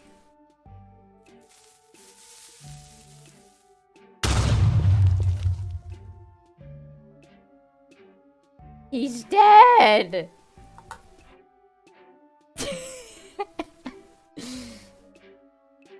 I looked back and saw his flashlight following the rest of us into the trail.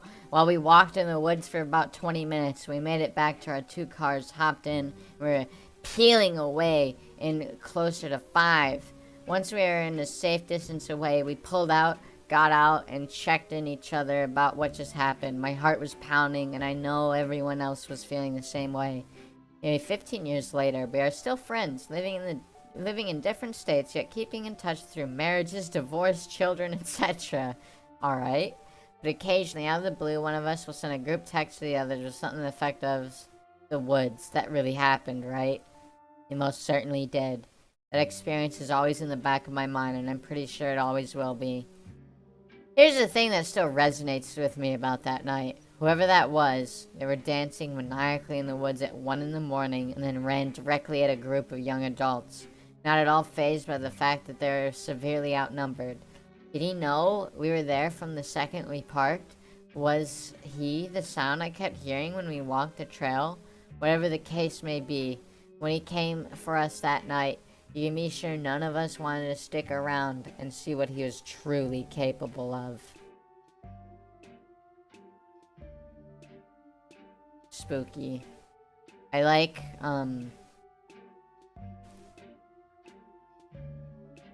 incredibly crazy story. Mind if I read this on my YouTube channel? Alright. Oh man. This guy, dude, he reads scary stories. Wow. These look exactly like all of the fucking scary story videos I read. Only 100 subs. Haha. I got more subs than you. Ha ha ha. Is that a girl? Oh, sorry, that's my own video. I'm such an asshole. This poor guy, I'm just like, haha, I've got more subs than you. What a fucking free views. Anyways, I'm thinking, should I almost wanna, like, listen. I wanna be a listener now.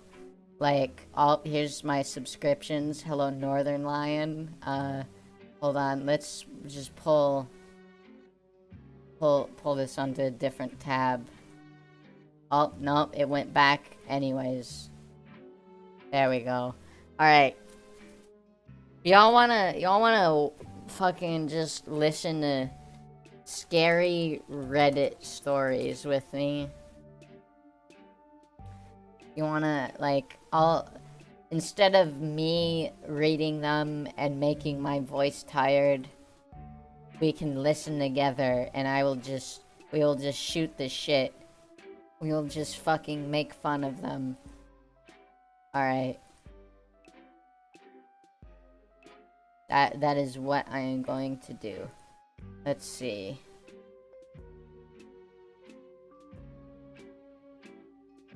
Now, the only thing is, when it comes to these, a lot of them are text-to-speech for some reason. Like, just very low effort, like text-to-speech ones. And I can't do that. What is this? Don't whisper at me, bitch. Well, this is 2 hours long. I don't want to fucking do a... I don't want to do a 2 hour long one. TikTok TTS voice. Reddit true horror. That's what I'm googling. Reddit true horror.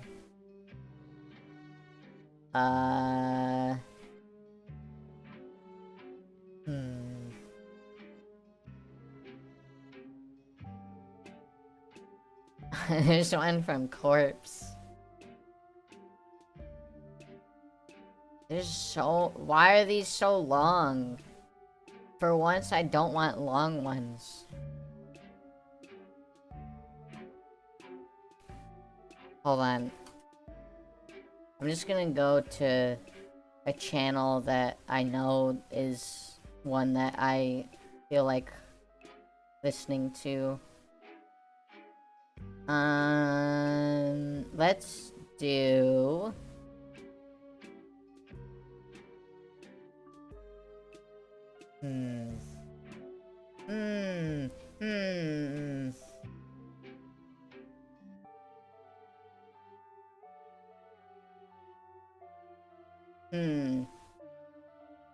These are all, like, themed.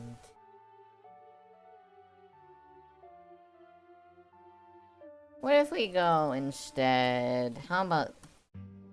Let's go to this channel. See what you got. What do you got?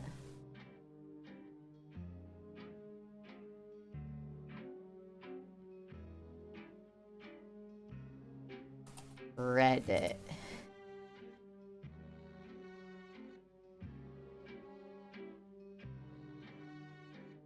Let's listen to 5... No.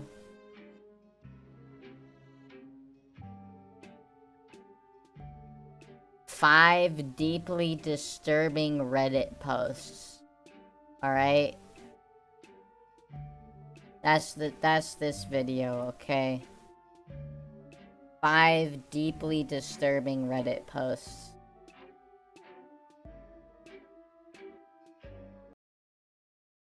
I hope this one doesn't have the one where he's just like... I know I've watched some of these before. This channel is Lazy Masquerade. He just like reads this kind of shit Today's a lot. video is sponsored by Raycon. Ew, Raycon, Raycon, extra get bits, out of it here. keeps me This in stream ain't month.com sponsored. / Go away. The scariest part of this whole thing was the Raycon sponsorship. There are a lot of messed up things that have been posted on Reddit over the years. Hold Many on, of them let's... infamous, like the carbon monoxide poisoning story. I'm only covering 5 posts in this video, so this isn't a collection of all of the dark things that have been posted on the Gotta site, fix the nor a list of cropping. the most well-known posts. It's just a Let's collection I just found kinda... morbidly intriguing, and that I wanted to share with you guys. If this upload doesn't feature a post that you'd just do like expect to see this. in a top 5 creepy Reddit post video, I may not have included it because I've already covered it in a past video, or because I plan to use it in a future one. So, with all that Trying to out of the way, get the please cropping close the size to curtains, be good. turn off Hold the on. lights, settle down, and let's disturb ourselves with a handful of sinister Reddit posts. Disturbing Reddit posts. Are you guys ready? Why is the size of this We'll kick fuck? things off There with we a go. real heavy one. Prepare yourselves. 3 years ago, a man who went by the username Jason in Hell made a post on the r/relationship advice subreddit. The title of his post spoke for itself. Oh, is I'm he having gonna a hard time murder coping with his my wife? having cheated on me with our neighbor. Is he gonna be a murderer? The post itself was a long read, but I'll give you a quick summary here. Thank you. Quick Essentially, summary. Jason I began wish by he saying used that dark 1 year mode. prior to posting, he caught his 29-year-old wife having an affair with their 51-year-old neighbor. I He want decided dark to stay with mode. her for the sake of their 2 children, but said that he hadn't been able to get over the betrayal, and that it constantly occupied his Here, mind. if this isn't gonna be dark mode, It's I'm gonna been turn my 476 flicker effect days off since I on the confronted her screen about because it. it's kind of How do I know? obnoxious. Because every time I catch myself thinking about it, I tell myself, it's only been X days. Maybe you won't think about it. I'm tomorrow." pretty sure this guy's gonna be a He went on to fucking describe how he found out she was cheating, how he confronted murderer. her and the neighbor, and how she responded by threatening him with, "You'll never see your kids again if you break up with me." Jason had tried to end his life when he was in high school, so she was going to use that as evidence as to why he was an unfit father, and why he shouldn't have custody or rights to see his children. Well, that's As lame. such, Jason gave in to her demands and decided to stay with her. She Yeah. even made the poor guy apologize to the neighbor. After making his post, Jason received various responses, some of them a little tone deaf, though ultimately, most people agreed he needed to file for divorce pronto. Staying in an Yes. unhealthy relationship was a bad idea for both him and the kids. Oh no, I remember Jason this one then made a now. follow-up post, in which he thanked everyone for their advice, and said I he remember was indeed this one going now. ahead with the divorce like they suggested, and was meeting with an attorney. I the won't following week. spoil it. Problem solved. Gotta talk Far about it from like it's like This here. Maybe I should give a warning. It's suicide related. is where things So- took a horrible and unforeseeable turn. If that Jason's wife's upsets name you, was Brandy Worley. On the evening that Jason filed for divorce, she went to the kitchen, picked up a blade, and took the lives of both of their children by plunging it into their necks. yeah, it She wasn't even tried to end her him. own life before calling the authorities and telling them what had just happened. So it wasn't him All the that while, was Jason was asleep in the basement. the one that ended Brandy up was being a sentenced to murderer. 120 years in prison. Turns out Reddit was in disbelief, especially the relationship. Reddit was in Everyone disbelief. who read the previous posts knew that Brandy I'm was a gonna horrible turn person, but I doubt anyone this lighting anticipated she filter was off. truly evil. Many users felt guilty for the advice they had given Jason, specifically those who had replied with a harsh tone, criticizing him. A mod-authored post was made, asking everyone to remember that behind each of the posts on the site was a real person with real problems, and to respond respectfully. Redditors are real In an anonymous people? environment, people can be quite mean, that's for sure. Redditors are real? Jason went on to make one more post. True This time, horror stories titled, about Am "Thank I you." the Asshole? I would like to give a heartfelt and sincere thank you for the advice and support I have received here. No one could have foreseen the tragedy that resulted from my filing for divorce. You know, You guys perform a Kinda- wonderful service kinda for those in sucks need, that, and I hope you continue to do so in the future. one of the only posts we can truly With the support of verify is YouTuber real Philip DeFranco, who raised awareness is about the incident. because $56,000 was raised to help there's Jason with living and fucking funeral expenses. police documents I'm sure about I it. speak for all of us when I say our thoughts go out to him. No one deserves to go through what he did. I wonder, like, if these YouTubers, 5 like, years ago, Reddit user Larry know Gilder that, made a post like, on a thread well, titled, I wonder how "What's the these scariest YouTubers or would creepiest feel thing that ever about happened to you?" me making content of Reddit just itself went watching their relatively content. unnoticed, only but, reaching you know, 3.6k upvotes. It But one of the happens. posts in particular stuck in the minds of the people who read it at the time, and even Reddit, today, get cited it? as one of the creepiest read it experiences shared on by any user Reddit? on the site. It comes from a user who has since deleted their account. I and saw reported someone the say effects of Smash the heart Bros. disorder. Hold on. Smash Bros. was one of the creepiest I had an experiences incredibly shared vivid by any- nightmare. I was being chased through a dark maze by a giant disembodied hand. Alright. Too much Smash User on Bros. site. I thought it was gonna be about Comes from a smelling user who has bad. since deleted their account, and is a cautionary tale of the highest order. Watch another streamer watches Watch Mojo. Years Think ago, it's probably I went on a fine. cross-country Yeah. trip solo to a family reunion. I was supposed to make it to a friend's house, but there was horrible weather, so it was slow moving. Then a terrible accident happened just ahead of me, and I was stuck for quite a while. All told, I was 5 hours behind schedule. I was exhausted, in need of a bathroom and a shower, so I pulled into a little motel off a fairly back road, state road. It was obviously small and dirty, but it would work in a pinch. Mm-hmm. There was a window to the outside where check-in Man, was. people always add The guy so that much arrived me background I was then a information college-age girl, that's and like, asked me if I was I don't know if traveling I alone. care. I went to hand him my ID and credit card, but he insisted on cash only. Red flags were going off at this point, but I scrounged together just enough cash, and he tossed me the key. The room was dirty, barely bigger than the bed. The first thing I did was go to the bathroom. Then I flipped up the mattress. Dirty, signs of bed bugs. A moment Gross. later, I spied a cockroach. Gross. That was it. I was out. This is just I decided I would gross. use the parking space at least, and sleep in the back trunk hatch of my SUV. I curled up, using a suitcase for a pillow Yeah, and random clothes for a honestly. blanket, and fell asleep for an hour. It's true. Most I woke up, fucking aware of someone posters walking are on the just phone like, outside, I gotta and describe glanced the out to see details the of the guy from whole check-in scene. standing outside. It was now around 3 a.m. He finished up his call, then walked quietly over to my room, unlocked the door, and walked in. The lights didn't turn on, and a minute or two later, he came back out, slamming the door behind him and cursing, with another guy. I hadn't seen two guys enter, so I still don't know where he came from. Fucked up. They angrily talked for a moment. Then, check-in guy walked over to my SUV. I covered up my head quickly with a shirt.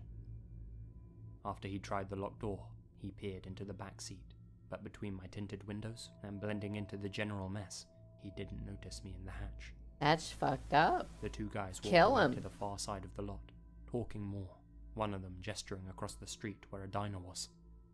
Slip into the front seat, I climbed drive up to the front away, seat hit and one of started them. the SUV. They turned around in surprise as I pulled away.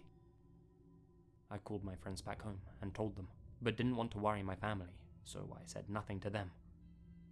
Mood. When I got back home some 3 weeks later, we figured out the name of the motel thanks to Google Maps and called the local authorities. They told me the place had closed down only days before I called. Oh, This was about a decade ago. Took place along 250, I believe, in Virginia. Place's name was Mountaintop or Mountainside Motel. It was a single-story building, check-in window in the middle, tiny diner across the street. No other businesses nearby. My logic was that it was smarter than parking by the side of the road. Police took my info. Never called me back. Never found out anything from web searches immediately afterwards either. F. That's usually how These this sorts of always threads always goes. get great responses, but It's I had always one like, actually oh, does. So, I told the police and then never Let's heard keep a your wits about single thing about it especially again. if you stop at a dodgy motel in the middle of nowhere. We don't get in this fucking world of scary stories. We Not a never single get post, so to our speak, resolutions. But occasionally on Ask Reddit, you'll see someone post the question, what secret could ruin your life? Or something to that effect. Is this about the These guy threads who always garner like an interesting sent range of drugs responses. to people and sent Although like a lot the of the wrong replies are kind of lighthearted drugs and and in the killed spirit like of a good fun. ton, Others are more disturbing. trusting And the some police for even sinister. resolution? God, yeah. 3 years ago, one of these what secret could ruin your life threads was Or started the by a bunker user. one. This is a throwaway, 23. I don't know if I've heard the Relevant bunker username, one. Since pretty much everyone who makes a wild confession on the website makes a new account to do so. A throwaway account. They don't want anyone they know tracing their post back to them after all. Not on a thread like this at least.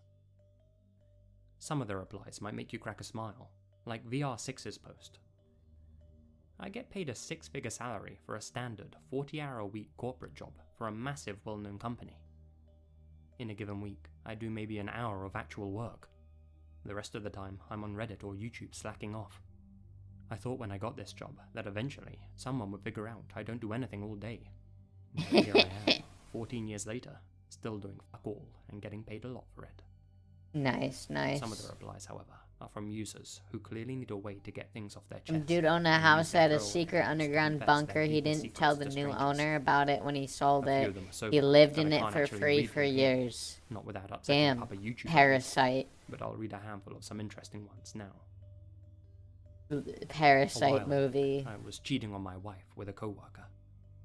It Oh, went this on is a for different months, one. And I never really cared for the woman I was cheating with. She was super hot though. Asshole. After a while, my coworker Get started pissed getting on. really crazy and threatened to tell my wife, whom I had a child with and a baby on the way, about everything. Get pissed on. Obviously, I kept trying to cut things off because I realized I was making a mistake. She lost it one night and was freaking out and texting me, telling me she was going to come to my house. A drunk driver hit her. She died instantly.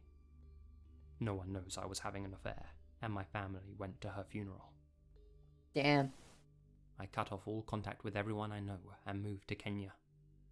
I tell people a fake name and a fake background, and have made it appear to my family that I died on a boat trip in the Pacific. No, wait. No, I'm Wait, not joking. there's a story behind this one. There's a fucking story behind this one. I watched a video about a guy, he was like a big tech guy that went missing. Fuck, I don't know his name. I don't remember the guy's name, but he was like some big tech guy who was like going to bury his mom's ashes on like an island, and then he just went missing, and like everyone like connects this post to like his story because they're like, this is very like specific and very like close to what happened to this dude. In That's- the United States. That's wild. That one's When I wild. was about 5 years old, my sister, who was 2, and I were in the backyard in a kiddie pool. When my mum went inside, I attempted to drown my sister. Oh, After I saw her lifeless, I realized that it was a big mistake, pulled her out of the pool, and called for my mum. Luckily, she knew CPR, and she was life-flighted to the hospital. My mum thanked me for saving her, for pulling her out of the pool. Next week was my birthday. The police, firefighters, paramedics, they all came to my house to give me gifts and celebrate my birthday. To this day, 20 years later, I still think about it. I remember the day so vividly. Not a soul knows the truth. I mean, That I'm in love with my best friend, to be not fair, my husband. oh, lol. Secrets like that, and so on and so forth. What makes threads like With this so the disturbing previous is the one, realization that with the previous one, to be fair, you were like 5 and realized that you fucked up immediately. Also, like, maybe to the parent, don't leave your kids alone just in case they fucking kill each other. 20 years, not a, Like, not I my don't know, husband. man. Secrets like that, and so on and so forth. Anyways, this one is like so nothing.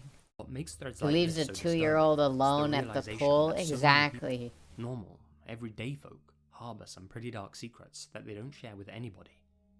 And these are just the ones that people are comfortable to 2.5 years ago, Dial her financial straits, sold my home to keep struggling business afloat. Neglected to tell the owners that they have an 800 square foot bunker on the property that I built about 7 years ago. The bunker that I've called my home since I sold it. The entrance to it is well hidden, but I still come and go very early, late in the day. I'm a single man who keeps to himself. I'm now in a situation where I could move somewhere else, but I love this hidden paradise so much. There it is. There's the bunker story. Who knows what other things go unsaid? Would Maybe you your live close in a friends bunker or family members for or free? life partners are hiding a huge secret from you that would Would completely you alter how you live saw in... them. Does he get Perhaps their something so Wi-Fi bad that it still? would Does the ruin your Wi-Fi relationship reach or the even your bunker? entire life. Perhaps you're even hiding I something might like that live in a yourself. bunker.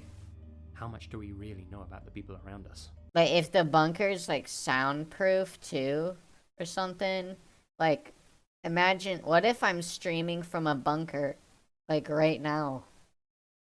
Lived on a mountain off the grid with no power or plumbing for half a year. Bunker seems like an upgrade from that. Oof. Heck, even the people closest to us. I would never want to live Thoughts like like that. Sometimes lead me to ask myself, is it better to face reality and hear a dark truth? Would you Even live in when a it could uproot your Minecraft entire dirt world hut? and change everything, in the knowledge Yes. that at least you know what's real in your life? Or is it better to go on living a lie? Dude, Impossible? that bunker story was fake because the amount of time he would have to hold shift so that they wouldn't see his name tag through the ground. What do you think? Unrealistic. True. There's a lot of creepy Scratching. material on our Let's Not Meet. It's pretty Let's much the Not subreddit Meet. where all of us horror narrators found our stories back in the early days. It's a place for people to share their real-life encounters with others that they never want to meet again. Most of R the stories slash are pretty let's dark. not meet. I quit my job and just describe my coworkers and boss. No. It made me laugh such a heart laugh. I now have chest pain. I'm glad. But a few stand out as truly bone-chilling. I'll share one such post here with you now, from Reddit user Flaxenfair. There were many posts on the subreddit that I could have selected for this entry, but I decided to go with this one, because it sums up the best, or should I say, creepiest type of content that the sub has to offer, and really encapsulates You the whole point pretended of to it. be my dog? Here it goes. Hello? Before I start, here's a bit of context to my story. My husband and I live in a small, two-floor house. I'm just imagining before getting into this story at all, just some guy like on all fours, like being like, I'm a dog, arf, arf, and like OP being like,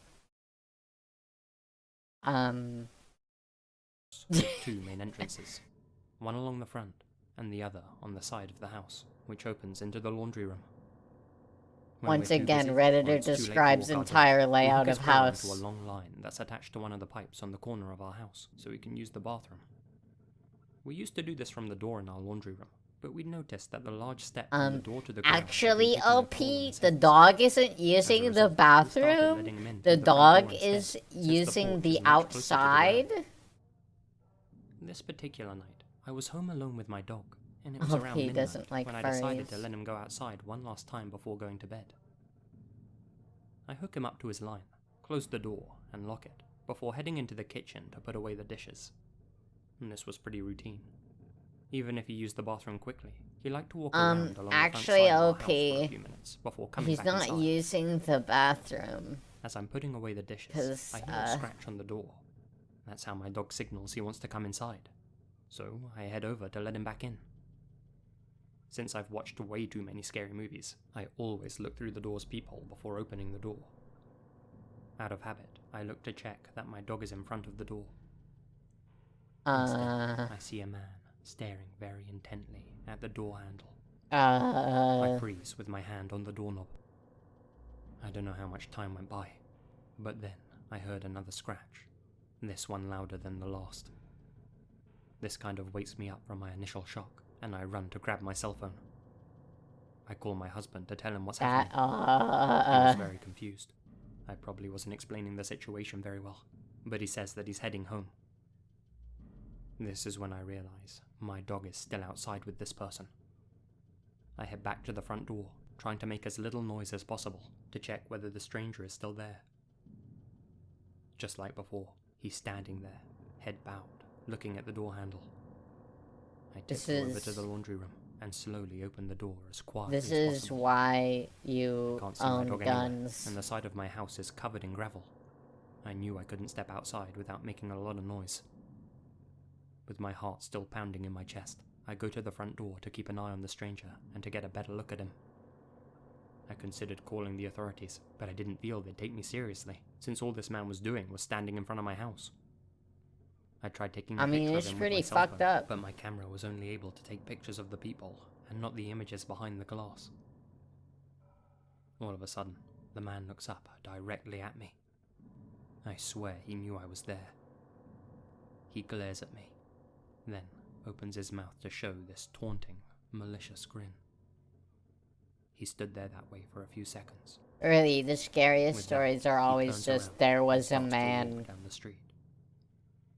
I stay in the same place, almost expecting him to rush back and start pounding on the door. Luckily, my husband got back after a few minutes. Long story short, he convinced me to call the authorities, and we went out looking for our dog. It turns out this man had cut the end of the line connected Man, and the our dog end. decided it was a good time for him to go and Scary explore the neighbor's story. backyard, which was Saw where a we found him. man, day ruined. It's been 3 years since this happened. True.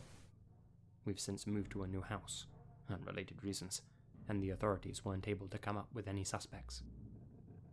Ever since then, we take our dog on very long walks before the sun goes down. It's horrifying to think there was a man outside this woman's door, scratching on it, pretending to be her dog so he could gain access to her home. What his intentions were remains unclear. What the fuck? Wait, look at Her dog, this. so he could gain access. This reminds me of the urban legend where the babysitter, or whoever, depending on the version, sticks her hand under the bed for the dog to lick, but it's the kidnapper / murderer licking her hand. Ew. Access to her home. What his intentions were remains unclear. Still, this is a classic story from Let's Not Meet, and one that gets shared around on the site whenever people talk about the creepiest Reddit posts. Yeah, thank God the dog was okay. Fucked up. The past and pending. A simple post for this final entry, but one that's Whatever equal parts that intriguing means. and unsettling.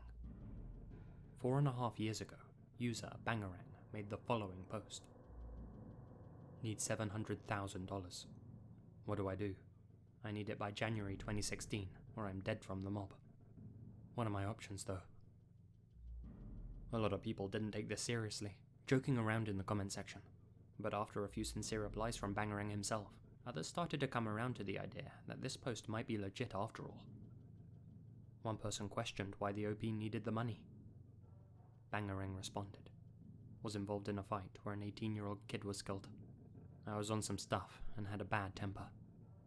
I was always protective Oh, of my friends, what drug do especially you think John. this is, chat? John was in a band that was taking off. They had a Facebook It's page. crack. He deactivated it and made a new one. One of his friends got real mad that he deleted the old page and thought he didn't want anything to do with her or his old friends because of the new fame and band. John tried If to I ever explain to her upload that this wasn't the to case. me watching a appeared YouTube over John's video to shoulder, YouTube, I'm read gonna the have to text that got censor deleted. myself saying that Started because crashing YouTube will from the door. demonetize it. She got her boyfriend's friends to meet my friends out in the desert for a brawl. One of the guys there was a gang member and pulled out a gun to shoot me and my friends. Anyways, I'm definitely One of my not friends grabbed a uploading a gun from video him of and me ended up watching shooting and killing YouTube the guy. videos to YouTube. No, so did YouTube I. jail. I just turned 23, and I'm in a real bad place with some people from the past. In his final post, the I OP wasn't shared really a paying picture that from much outside his home. attention. He killed someone on accident and Think I'll get owes to him before I can make any moves. $700,000. That Uh-huh. was the last post Bangarang ever made. Reaction content is easy 4.5 years YouTube later, content there though. hasn't been any Yeah, activity on but his like, account I whatsoever. feel bad. This has led many to believe that his appeal for help was authentic. Damn, This fucked is a up. pretty unknown post, since it only got 155 upvotes when it was made. But It's like the if end. Bangarang's story is true, it's one of the darkest Let's posts that see. the site has to offer. It's nice to think that the past is the past, but sometimes, depending what you've done, it can really come back to bite you. Fucked up. Five Nights at Freddy's full series retrospective. 4 hours. Holy shit. Hey guys, Lazy here, and thank Yes, I appreciate your video. Thank you for letting me watch it. I did not ask. Video game creepypastas. Okay, video game creepypasta. Iceberg. Oh, you know that I am addicted to iceberg videos. Wait a minute, this is 3 hours long? That's a lot. 3 hour iceberg. I don't know if I want to watch a whole 3 hour. I mean, obviously, I'm not gonna watch the whole thing right now. Oh, Sonic with blood eyes. Oh no. I'm not gonna watch this, but watch some long ass icebergs, not gonna lie. Oh, same. I like this channel, like I watch like all this guy's videos. He's the iceberg guy, basically. I watch like all his shit. I I didn't finish some of his videos, but you know, I like his content. God, I wanna watch it, but I also don't.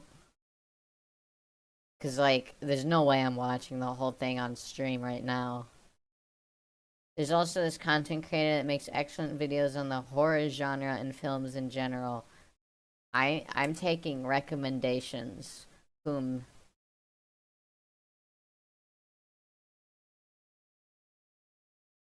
an iceberg about the worst movies ever made. Valid. Trying to think what else. Oh yeah, I watched a video earlier today about fucked up YouTube shit.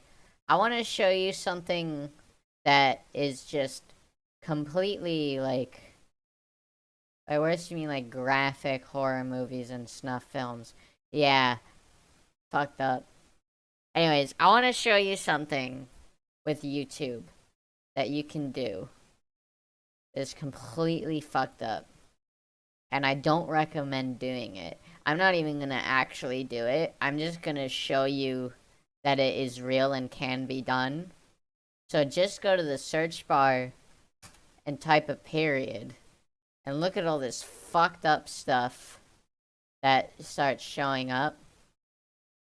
Don't, like, don't actually search any of this stuff because people use this kind of shit to get past the YouTube, like, filters and stuff. Whereas, like, if you just if you just have, like, regular text and you upload, like, I don't know, a video of you murdering someone to YouTube, it'll get flagged and taken down immediately.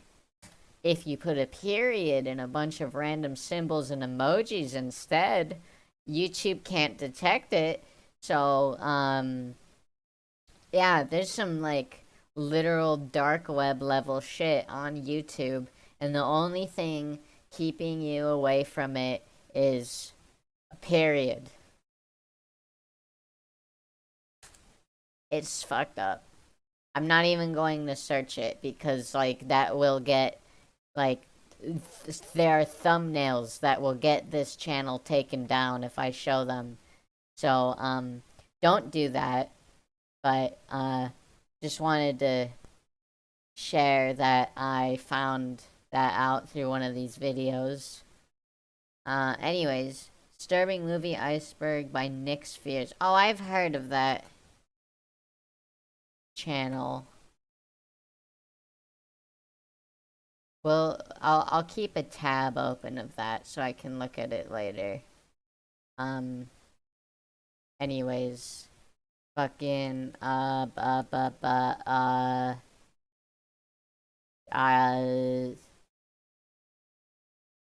oops. Maybe we should watch a different creator. Hmm. Hmm. Hmm. Next pose. Good. I've watched, like, all this shit, though, and all this stuff's, like, really long. Disturbing things from around the internet. Could do that. It's 30 minutes. Like, 40 minutes. All this stuff is so long. Anyone got any recommendations? excuse me, any recommendations, any topics you want covered. We could still do video game creepypasta maybe. I don't want to do a long ass iceberg though, because it's long. Top 10 gaming. Godzilla NES, the most disturbing creepypasta of all time. The lost art of creepypastas. Drawing cute versions of creepypastas. Top 10? Alright. Top 10 gaming creepypastas. In an age where so much happens online, Hello, urban legends Kelly and myths have found a home in the form Powley. of creepypastas. It only takes a quick Google search to Creepypastas. see that there's a creepypasta about almost anything. Creepypasta. So it's no surprise that the video game industry has its fair share of digital horror stories that have been spooking players out for a handful of years now. So today we're diving into some of the most compelling, most popular, and most irksome of these urban legends, with our list of the top 10 gaming creepypastas. Creepypasta. Loud. Minecraft. Creeper, Minecraft. Wait. Creeper Minecraft. At number 10, the perfect video game. Starting off our list is a creepypasta The about perfect a video video console. game. Released back in the early 90s, this console had promised the most immersive Too games bad there imaginable, wasn't an but it was Amogus quite in that different than the other lineup. consoles released around that time. It had no When was this cartridge slot, uploaded? no reset button, one controller port, 2018. and barely any of the system were actually released. Less than 50. Amogus. One game in particular on the console was considered the perfect game. Incredibly lifelike graphics, impressive gameplay, smart NPCs, and an endless amount of content. Everyone who played it never wanted to stop. The author of this creepypasta began to search for this console, Me? intrigued by its rumors, and interviewed a few people who had Creepypasta. played this perfect game. They said that the better that you got at the game, it started to sustain you. You didn't need food or water, just the items that you earned in the game. You But the don't more that need played, food or you would water, start to feel just the physical gaming. impacts that your character in the game would feel. If you were attacked by a whip, you would feel the impact in real life. One player even reportedly had a scar on his arm. And both of You these die in accounts, the their game, parents you had to die drag them for away from real. the console and throw it out, taking them to the hospital. The author researched further and eventually found some startling information. There were 15 separate incidents where people had died in front of their TVs while playing a bootleg console, with their physical Sword cells Art being Online. quite butchered. Their autopsies would later reveal that their internal organs had dissolved. When the authorities tried to The contact the dissolved? console's manufacturer, the address and sticker on the back of the system led them to a site of a warehouse that had been Imagine demolished over 80 being years a prior. fucking, like, Creepy. autopsy Number guy, 9, Lost Silver. and Moving on to a more it's depressing just story, like this creepypasta is the tale their of the gamer who fucking wanted to replay heart his copy of Pokemon dissolved. Silver for the Game Boy Color, because nostalgia. But he no longer had the cartridge, so instead he had to hunt down a copy of it at GameStop. When he popped it into his Game Boy, there was already a save file on it. There's So so just for many fun, he decided to load it haunted and see what was up. Pokemon The game had cartridge clocked in 999 creepypastas. hours, along with a full Pokedex and all the gyms beaten. The character's name was simply ... So the player takes a look at the character's party of Pokemon. It's all unknowns, who just so happen to spell out the word leave. The gamer then decides to keep playing with it, and the game becomes more and more glitched as he goes. Every Pokemon he battles has really strange moves with morbid names. He then accidentally stumbles along a glitch that lets him walk outside of the character's bedroom, and he transforms into a ghostly looking sprite version of the character. He keeps walking and eventually comes across a duplicate, a seemingly normal sprite of the main character. But when he speaks to them, they say goodbye forever. Then they use a move called Nightmare, and his own sprite spins around demonically before the screen flashes white, then reopens inside of a cemetery. So the player opens up his Pokemon party, and what does he see? All of their icons have been replaced with skulls. A text box then shows up that reads, Pikachu's so "R.I.P." sad. Moving on to our number 8 spot, we have The Theater. The Theater was a game released around the same time as the original Doom back Bad in 1993. While you copypasta. can find bootleg versions of this game these That's not days, how the the original move ones that came Nightmare out back works. then were Would really never odd. work For in a starters, the case was Nuzlocke. completely white minus the caricature of a man known as the Ticket Taker, who was a bald, expressionless man who was drawn pretty badly. Yo, she's The in game front of itself is more Minecraft. curious. It never installs properly on your Oh, computer, hi, but if sad you manage bot. to get the game I open, never- you'll I see didn't a menu realize it screen was with a you. lonely theater and 3 Hello. menu items. New game, load, and options. Now, if you click on options, the game crashes. Load just doesn't do anything at all. But I was clicking just on new like, game opens up oh, a hey, first-person it's view of a- the empty movie theater it's lobby, a and you can see the person ticket in my taker chat standing I down don't the hall that necessarily presumably leads to the recognize. theaters. Now, when you approach him, he says, "Thank you, please enjoy the movie," and you enter the dark hallway. But then the I screen probably fades to should have been black able and to you're back tell in the 'cause of lobby the again, sub with the only gifter option thing. being to repeat the same thing over and over. Alt But as you spelling keep of your playing name. and keep repeating, eventually the Sika. ticket taker will disappear. Nice. Even though his dialogue You're still plays. valid. You walk forward and it's just nothingness until eventually the ticket ticket taker's head appears, swirling. This is when people started to note that their bodies physically began to hurt. They would then hear Yo, I piercing just screeches can't, as the game like, glitches out, get and over then the they would fact be that returned to she's the in lobby front once of more. Minecraft. It's a never-ending cycle. And at number 7, the Tails doll. Sonic the Hedgehog is quite a Tails doll. creepypasta This sticking around actually on the fucked interwebs, me up and when the I one was about a the Tails kid. doll is perhaps the most compelling. It This serves to image justify the fucked existence me of the up Tails so doll in much. 1997 Sonic R game, a racing game that got a lot of mixed reviews and featured unlockable Not characters this that some one. felt were pretty lackluster. One of those characters was Tails doll, a mechanical doll version of Tails made by Robotnik. Yeah, Similar to I was Sonic, so except scared of that unlike one Sonic, image. Tails doll is just never really caught on, probably because it's creepy as f. Oh, that's The fucked story tells up. of a boy whose father brought home a copy of Sonic R one day. The two of them play it together and have a great You time. wanted to They try finish the Sonic game's R main so story, bad and as 'cause the of credits it. roll by, the Tails doll Valid. appears on their TV screen. That night, after the boy went to bed, the father decided to keep playing the game himself. He saw that he now had the option to play as Tails doll, so he went for it. When he teamed up with Sonic in the game, though, the screen went black and the system shut itself down. So the father decided it was time for bed. He then abruptly woke up at 2 a.m., hearing thuds against his door. Thinking it was just his son, he sleepily called out for the boy to go back to bed. The thumping continued. He got out of bed to investigate, and as the dad got closer to the door, he heard a whisper softly say, "You are coming with me forever." You He are opened the door to coming discover with a me. blood-covered doll, the Tails doll, waiting for him on the other side. Now, there's a few variations of this creepypasta if you're interested, but it seems like plenty of people have just been creeped out by the Tails doll in the past. Up next, number 6, the I'm NES. just like literally like this that image, that one right there. The Tails doll is hold on, perhaps put it on most the screen again. This image is the one that gave me nightmares for like years. I just saw something about this drawing. It fucked me up. They did a good job making it fuck you up. NES Godzilla. This Version you remember is "Can you feel the sunshine?" quote, and can only do it if you won tag mode. I like watched a video of it, and it played what's the song? It's in fucking a link to, oh no, a link to, no, it's not Link to the Past. It was like Link's Awakening, like it was like a town theme. What's the song? Was it this? Yeah.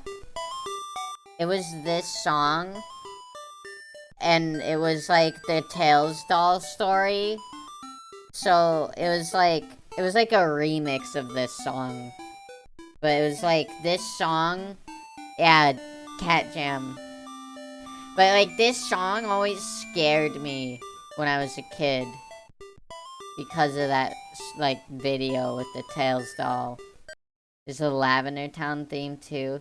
Now that one, like, I specifically, like, I don't know why, but I, like, went out of my way to listen to Lavender Town because of the creepypasta shit, and it didn't scare me, but this one fucking did, and I don't get kid me, but, you know, used to scare you when you're 10, you're so valid.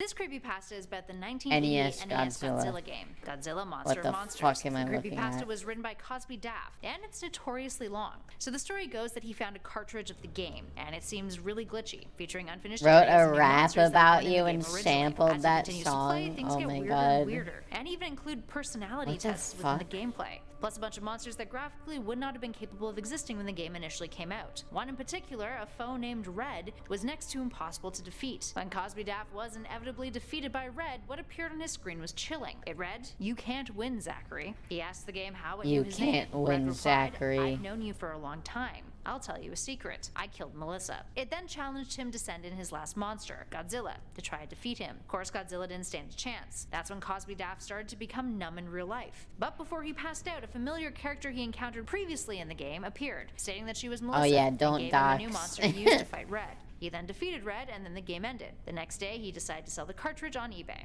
Kind of a cop-out there, Zachary. Up next, number 5, Come Follow Me. The Lavender Town Syndrome urban legend is one that most Pokemon How fans you are love familiar World with. of It's the story Warcraft and multiple children in Japan Inuyasha. dying after playing the original Pokemon Red Hey, and Green games speaking back of- in 1996. They would become depressed and commit suicide after playing the games, specifically after they got into the Lavender Town portion. It was rumored that the score of the game and its high pitch is what was driving these children insane. But Come Follow Me offers up a different explanation, and a lot of murder. murder. It's a continuation of that, but this time follows detectives This who were why you are investigating the cases of depressed? these children, which also resulted in their own deaths and the deaths of Lavender everyone close to them. Town. 10 years later, the detective Lavender who originally Town found the evidence for the cases was drawn sows to the pop in seed one of the Pokemon depression Red in a cartridges into a Game Boy. generation. He started hearing a voice that said, "Come follow me," and fell under a trance, pulled him by the voice as he played the game. He began to hear the voices of all the dead children, and then the voice said, "Come follow me," and led him to his old gun stored away in his apartment. He then shot himself in the head. Up next, number F. 4, Sonic EXE. Sonic EXE is Sonic perhaps one of the most EXE. famous creepypastas in video game history. Essentially, it's the story of a player who is given a PC port of Sonic the Hedgehog for the Sega Genesis from his friend. His friend also left him a note saying to destroy the copy, and that it was too late for him. Confused, the player just pops the disc in anyway, which is marked simply as Sonic EXE. As he plays, he sees the game looks a lot like a horrific version of the Sonic game that he once knew and loved, and the character select gives him the option to play as Tails, Knuckles, or Robotnik. But at first, he can only choose Tails. He then proceeds to play as all of these characters. Always Tails. Things are really messed up. Each stage is super horrific, and each character is chased by a demonic Sonic who eventually seemingly kills them. After he finishes with Robotnik, the demonic Sonic appears on his screen, along with a message that says, "Hide and seek." Some versions of this creepypasta end with Sonic coming out of the screen and killing the player. Other versions end with the player Lol. being hunted down in real life, resulting in their mysterious death. Next up at number 3, Ben Drowned. I Ben knew Drowned this is was the Legend next. of Zelda's most well-known creepypasta. It has to do Always with the gotta creepiest game talk of the about franchise, Ben Majora's Drowned. Mask. Initially from 4chan, this story tells of a haunted cartridge, and a player who, upon starting the game for the first time, noticed that it had a save file already on it titled Ben. When he started a new game himself, all of the NPCs still referred to him as Ben, so he You decided shouldn't to have delete the done save that. file in hopes of fixing the problem. But that didn't fix it. The NPCs stopped referring to him altogether. So the player thought he'd try something out. The fourth day glitch, which is the glitch that allows you to play past the third day in the game when the moon crashes into the planet and the game ends. This is when things get really weird. The player then begins to notice weird textures, NPCs missing from their usual locations, music playing backwards, and the You gotta constant admit, repetition of though, the phrase, "You shouldn't have the- done that." the person player went began all posting videos out of for gameplay this footage one. on 4chan, and then, out of nowhere, just disappeared from his dorm room unannounced and moved. So his roommate replied to his thread on 4chan for him, saying that the player only left a final movie and a text file behind, which indicated that Yeah. the ghost of Ben would soon break out of the cartridge. Next up at number 2, Kill Switch. Kill Switch is the game that no I one don't has know ever this one. played,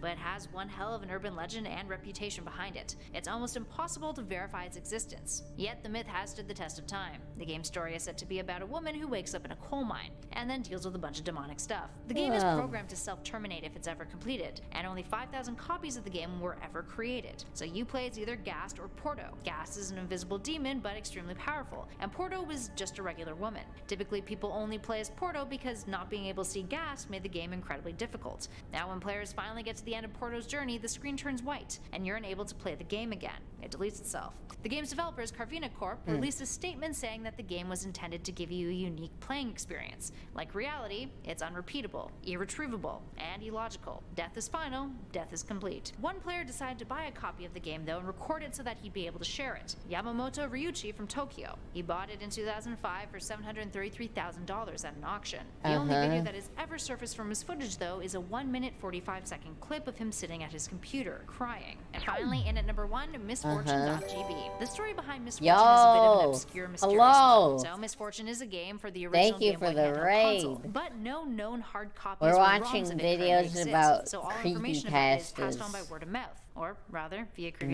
these days. Misfortune. In this game, you play as a young boy walking around a gothic building. Eventually, Hello. you cross paths with a demonic-looking How are character, y'all which doing? never identifies itself. A dialogue box pops up and reads, "I exist within the very fabric of reality. Do you want to challenge me?" Now, if you say yes, you end up solving a bunch of puzzles, Hello. periodically being told by the demon things like, "Choose wrong and misfortune will befall your loved ones." If you ever make a mistake or fail to solve a puzzle correctly, the screen cuts to black and an image of the demon appears with a text box that reads, "I am God here." And the I text am looks like it's God bleeding. Those who have here. allegedly played the game have claimed after Scary. losing the game they've experienced severe depression or feelings of dread. Others who've shared their Me. tale online have disappeared and were rumored to have died. On forums, people would debate about whether the myth was true or if it was just a joke. Others speculated that the game was found within other cartridges, or rather post-games, like Pokemon Red and Legend of Zelda Link's Awakening, because of the Yo, similar that sprites. was Regardless, there's a RPG whole lot of Maker. unanswered questions about Misfortune. That was That was RPG RPG Maker. Maker. That's That's RPG Maker. It's speculated that misfortune, being one of the OG video game urban legends, was likely what inspired the authors of other video game creepypastas, like Sonic EXE. Alright, there we have it, friends. Which of these freaked you out the most? Are there other gaming creepypastas that you think should have made a spot on our list? Give us a shout in those comments below and tell us all of the things that are on your mind.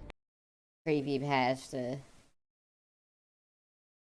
Sonic EXE is probably the most famous creepypasta. Been drowned. Hold my beer. Now you know it's a YouTube comment section because it has a hold my beer comment. YouTube comments cringe. True.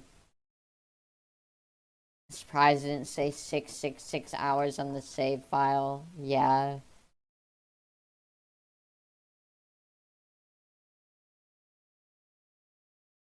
Creepypastas. There are a lot of those. Top 22. Herobrine! Guys, there's no comment with the dumb nobody meme. Yeah. The weird YouTube iceberg explained.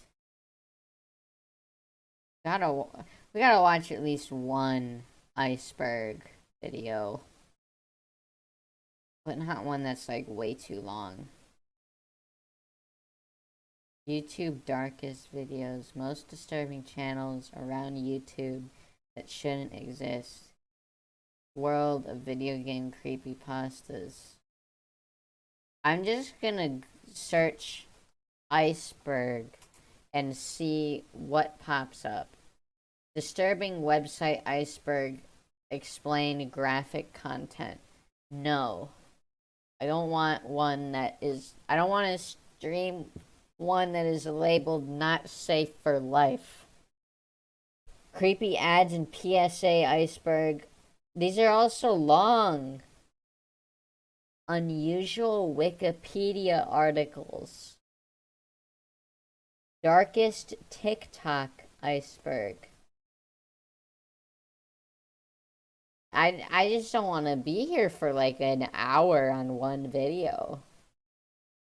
Darkest Lost Media iceberg. Ultimate Minecraft iceberg. Explained. Creepy moments, Easter eggs from non-horror games iceberg. The Backroom. Oh yeah, I started watching some of this one. The Backrooms is fucked up. Super Smash Brothers Melee iceberg. PBS Kids iceberg. Squid Game iceberg. Really?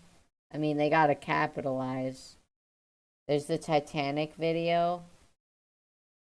Sea ice versus iceberg. Oh, I get it. Deepest terrifying creatures iceberg. Look at this fucking bird. That's a fucked up bird. The SpongeBob iceberg. Let's watch the SpongeBob iceberg. It's 25 minutes. I just want to be Patrick. Let's get out of here before Sandy wakes up again. We're gonna watch the SpongeBob iceberg. Ouch! Sorry, Patrick, but the door is slippery. It's frozen shut. Let me have a try. Open sesame. Well, I've done all I can do. Yay. What is this song? SpongeBob is a show that's always been with me. It had been going on for a few years by the time I was born, so it's literally been on my entire life. And because of this, it holds a special place in my heart. Now, I wanted to make a video on SpongeBob Everyone for a while. gotta Whether it's love on the show, the SpongeBob. games, or Unless you talking don't about love its impact SpongeBob, on the which is internet as a fair. whole. What the And fuck? somehow I've decided to do none of those, and instead look at the SpongeBob iceberg. For those of you who somehow don't know, an iceberg image is basically a list filled with different facts, theories, and other things in order from most well-known to most obscure. This was popularized with the Mario 64 iceberg back in the beginning of 2020. That's and where it was Wario some time to get apparition right into comes the iceberg. from.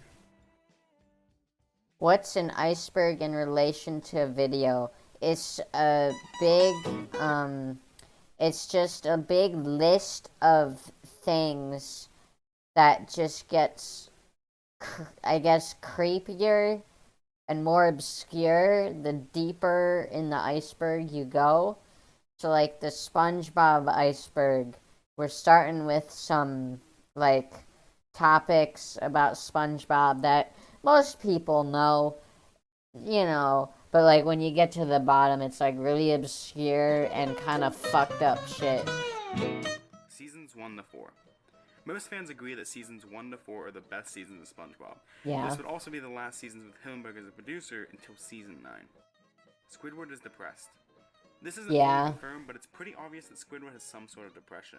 There are many times that this is shown, but I think the episode Breath of Fresh Squidward shows this the best, with him explaining how his happy gland feels when SpongeBob and Patrick are around. Depression. Astrology with Squidward. This was a series of shorts aired on Nickelodeon. In these shorts, Squidward gives horoscopes for 6 of the 12 zodiac signs. It was originally thought that there were 2 more missing shorts, Libra and Virgo. However, it was later proved that the 6 shorts were all that were made. Battle for Bikini Bottom.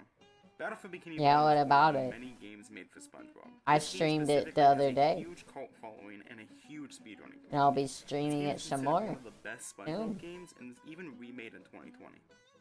SpongeBob movies. There have been 3 SpongeBob movies released as of this video. The SpongeBob movie, Sponge Out of Water, and Sponge on the Run. The first movie was created during season 4 and was one of Hillenburg's last SpongeBob projects until the second movie. After that, he I'm stepped part into of the rest of iceberg, SpongeBob not series. clickbait. The first movie has a lot of strange differences from the series, such as Neptune being a different character, Mindy not being in the show, the second Krusty Krab, but some of this is explained in later parts of the iceberg. My leg. Throughout the My series, leg. there are many times where Hurtfish screams, "My leg." This became an ongoing gag and even resulted in an entire episode about the fish, which is a very good episode, by the way. It was a Seven My Deadly Leg Sins. Guy One of the episode. most famous theories on SpongeBob is that the characters represent the 7 deadly sins. SpongeBob is SpongeBob lust, is Patrick lust. is sloth, Sandy is pride, Krabs is greed, Plankton is envy, and Gary is gluttony. I don't Most know things if are you, pretty I don't know obvious if as to Gary why they're who being they are. gluttony, But but SpongeBob being lust can be confusing, since most people assume lust means sexual love, but I read that it can be taken as just extreme love for others, which SpongeBob has, and Gary being gluttony is a weird one in my opinion, Yeah, but it's basically see. just saying that since he is mostly seen eating, he represents gluttony. SpongeBob is lust. Gary and Patrick are distant cousins. Oh yeah, that's true, isn't it? Gary and Patrick are distant cousins. This is a reference to the episode Rule of Dumb, where Patrick is told he is a descendant of royalty. In the end, the family tree shows that Gary is also a relative of the same royalty, which would put Patrick and Gary as distant cousins. What the fuck? First movie was Finale. Steven Hillenburg originally wanted the first movie to be the end of the series. However, Nick requested more seasons. But that doesn't mean that the first movie still isn't the end of the series, technically, which would explain why the second Krusty Krab isn't in the series and how some characters never return. Some DVDs don't have help wanted. So there's a period of time where Nick didn't have the rights to the song Living in the Sunlight by Tiny Tim, which was used in the Help Wanted episode. This meant that the episode was left out from early DVD releases. Apparently Nick just didn't want to pay the Tiny Tim estate for the rights, but eventually they gave in and now the episode is allowed on all DVD releases. Bikini Bottom Mysteries. On the official SpongeBob YouTube channel, there's a series of videos called Bikini Bottom Mysteries. It's sort of an X-Files style parody where they go over strange things in the SpongeBob episodes, like how fish characters will change names between episodes or even change colors. Fucked up. Strange SpongeBob parodies. There are a lot of SpongeBob parodies in pop culture. One super popular one is SpongeBob Hemp Pants, which was made for Oh a my TV God. show called VH1 Illustrated, which was a short-lived animated parody series. There is also the SpongeBob in China parody on YouTube, and many LEGO parodies. Lego SpongeBob. I want International dubs. I want more There of are this. many I want the international dubs of SpongeBob Lego some sets. just being simple censors and some being illegal dubs, such as the Persian dub. A lot of these dubs are hard to find, if not lost to Western audiences completely. We all know that SpongeBob should be viewed in its original language of Japanese. Just one Krabby Patty deleted scene. See, this So is just shit now I realized know while about editing that already. The Just One Krabby Patty I is wanna not get the right deeper. name, it's Just One Bite. I somehow made the entire iceberg without realizing that. I F. combined multiple icebergs, so I just used what was on theirs, so that's why. But you're just gonna have to deal with me calling it Just One Krabby Patty. Sorry. In the episode, How dare Just One you? Krabby How Patty, dare there was a you deleted scene of Squidward misname tripping the Krusty Krab episode? security system, which was just a bucket of gas and a match. There is some discourse on why it was removed, but it's assumed Nick was worried it would cause children to play with gasoline and matches. Nicktoons Summer Splash. SpongeBob's Nicktoons Summer Splash was a summer block that ran from 2000 to 2001 on Nickelodeon that featured I various want Nicktoons scary episodes with stuff. SpongeBob and Patrick hosting, Squidward co-hosting, and Sandy in the control room. During this block, there would be custom animated segments with the characters. However, the animation is very Yeah, strange looking. the animation probably is because so it was done fucked. on a budget. Shanghai alternate endings. On the first Oh night yeah, of the episode I know about Shanghai, it was these. called the You Wish Special. During this I remember special, fans seeing could call this in when their it own was wishes to live. get the final wish from the Flying Dutchman. SpongeBob won, so from that point on, the episode would air normally with the chosen ending. This led to confusion on if there ever was a contest, or if it would always have been SpongeBob winning. In the You Wish special, the alternate endings was shown, but people really felt that the contest was probably rigged, until we found the footage of Patrick and Squidward winning, confirming that the alternate endings were in fact real. I remember like SpongeBob actually 4D. seeing it SpongeBob live 4D and was a seeing the movie other. made What for a the ride fuck? that can be found in many different amusement parks. The ride was set up to move seats and spare out scents, water, air, and other things to immerse the viewer. The movie Oh can my be watched God. on YouTube now. Do not move me, Bob the Sponge and Sponge Boy. Bob the Sponge was a Sponge character in Boy. Stephen Hillenburg's comic The Intertidal Zone, which was an educational comic created to teach his students. Bob the Sponge was a sea sponge originally, but Stephen would later take that idea, make him into a kitchen sponge, and rename him Sponge Boy, which would eventually become Sponge SpongeBob. Boy. Sponge Boy SpongeBob me Rehydrated. Bob. Not to be confused with Battle for Bikini Bottom Rehydrated. That SpongeBob game is- Rehydrated is a I short played animation it. that was played on Nicktoons in 2003. This was a parody of the movie Matrix Reloaded. Holy shit. It used what seems to be models from the game Operation Krabby Patty. The What choice made the a trailer fuck? for a non-existent movie, and while the video has been found, the original audio is still missing. Bikini Bottom National Anthem. In the episode Imitation Crab, SpongeBob and the robot crabs sing the Bikini Bottom National Anthem. It's also shown in the Little Yellow Book that SpongeBob can't help but dance in his underwear when he hears it. Ignoring the continuity error there, Uh-huh. the fact that this exists implies that Bikini Bottom isn't just a town, but in fact a nation as a whole. I'd also The like to point out that nation in the of episode Bikini regarding Matrix, Bottom. SpongeBob and Patrick mentioned the president, and Squidward thinks he's talking about the president of Bikini Bottom, which brings more credence to the idea that Bikini Bottom is a nation and not just a town. Why does your Could there be mic more cities around what we change? know as Bikini Bottom that combine to make the nation? Is just It's the always area it's of always so Bikini weird to Nation. me when these videos are made and then it's like suddenly their mic is like completely different. Dubs. Well, one specific one is the Welsh dub. The reason it has its own spot on the list is because of some confusion The around Welsh dub. On some pages, We're it is watching the partially lost, and SpongeBob some episodes iceberg. have been archived. However, there is no list of the lost episodes. Many people say it is lost, but then in the UK, some people say it's airing currently on Welsh TV channels, so whether or not it's truly lost is kind of undecided. A Day with SpongeBob. Day with This SpongeBob thing has is a whole video stupid. itself. Back around 2011, This a thing's DVD fucking was found dumb. on Amazon called A Day with SpongeBob. This was labeled It's as like- a documentary about the actor SpongeBob. It's A fake. huge search was started to find out more about this movie. They found the creators were a company called Regal Films, which led the searchers down a giant It's like rabbit it hole was like of one of many the biggest If you wanna fucking know lost more, you should media watch the video by searches Playground for just some fucking fake bullshit. The middle. Bubble blowing is a metaphor for smoking. In multiple episodes, SpongeBob is shown blowing bubbles to relieve stress. In the Little Yellow Book, SpongeBob runs into the back room to calm down by blowing bubbles, like many smokers do when the nerves are getting to them. In Who Bob What Pants, SpongeBob asks, You guys mind if I bubble? like a person asking if they can smoke by those people. In Grandma Kisses episode, SpongeBob was shown blowing bubbles from a tobacco pipe. I Was a Teenage Gary deleted scene conspiracy. And I Was a Teenage Gary, after Squid was injected with the snail plasma, there is a fade to the next scene, which is unusual since most transitions in SpongeBob use a bubble wipe. This sparked a large theory that there was a cut scene showing Squidward transforming into a snail like SpongeBob that the censors thought were too graphic. It was said that the scene was I shown think that's on the called a original airing, joke and many people claimed narrator. to remember the scene. However, recently the original airing was uploaded to YouTube with no signs of the scene, confirming it to be false. But many people believe that the scene did exist, even saying that it's some sort of Mandela effect. Goofy Goober Or ice cream they is just metaphor used a for different This comes from transition the first SpongeBob movie. In it, we see metaphor for SpongeBob and beer. Patrick acting Or like it's just a having joke. A lot of ice cream. This is obviously They what they're just- implying, but it does beg the question: is all ice cream like this, or is it just Goofy Goober ice cream? Is all ice cream Krabby Patty is alcoholic? The secret formula is the biggest question in SpongeBob. What is in the Krabby Patties? I Some want people ice believe it's cream Krabby. now. It would explain why there are not many other crabs in Bikini Bottom. It also explains why it must be kept secret, and it also turns the name to less of a fun name and more of a hint. In some countries, Krabby Patty was translated into Crab Burger, which brings more credence to this theory. Does Red Mr. Mist is Krabs canon.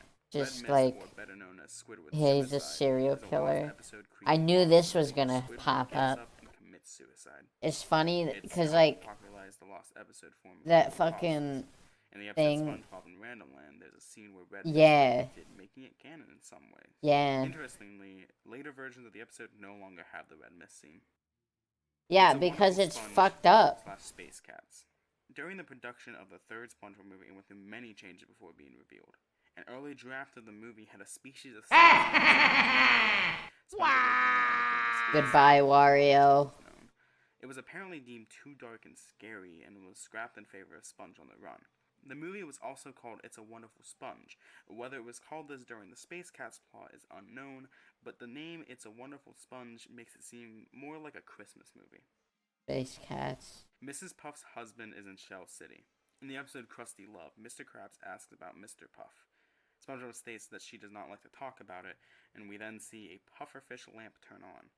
Seeing as Shell City made similar items, it only makes sense that Mr. Puff was caught and taken there.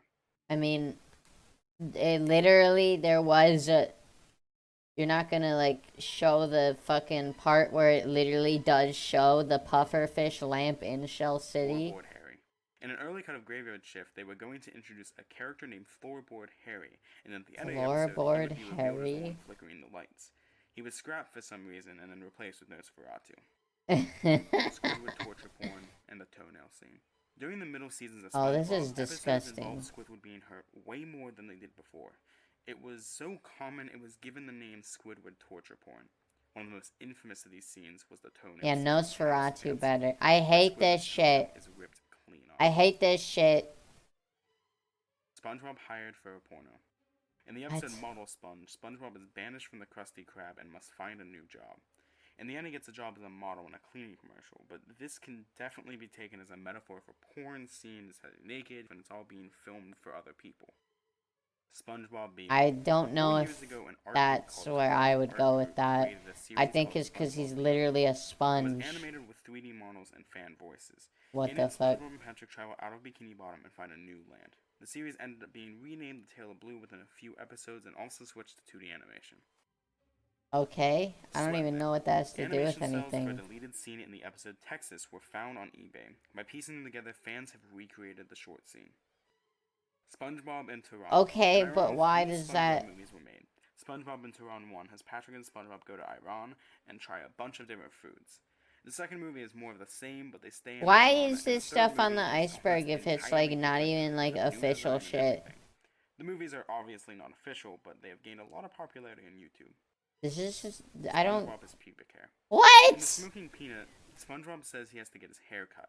Sandy says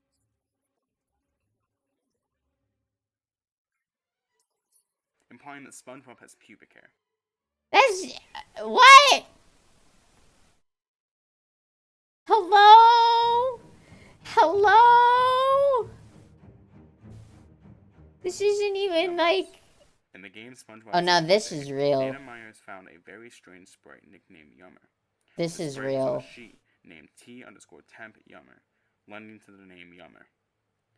For the longest time, the community was extremely confused as to why something this creepy would be found in a SpongeBob game. Theories came out from the idea that the game was originally way scarier, Yama was a messed up Sandy who left her suit, Holy or even that shit. Yama killed Sandy. In the end, Now it's gets starting to iceberg get hit by the reachy. deaths. Any porn in this store? What? In the episode Midlife Crustacean, there's a scene where SpongeBob, Patrick, and Mr. Krabs walk into a building. Each character yells something is walking in. However, it's hard to understand Mr. Krabs, and it sounds like he says any porn in the store. Honey! Any porn in the store? Wait a minute. The line is any port in the store, but I just can't hear it. And some people think they wrote that line Any porn in the store?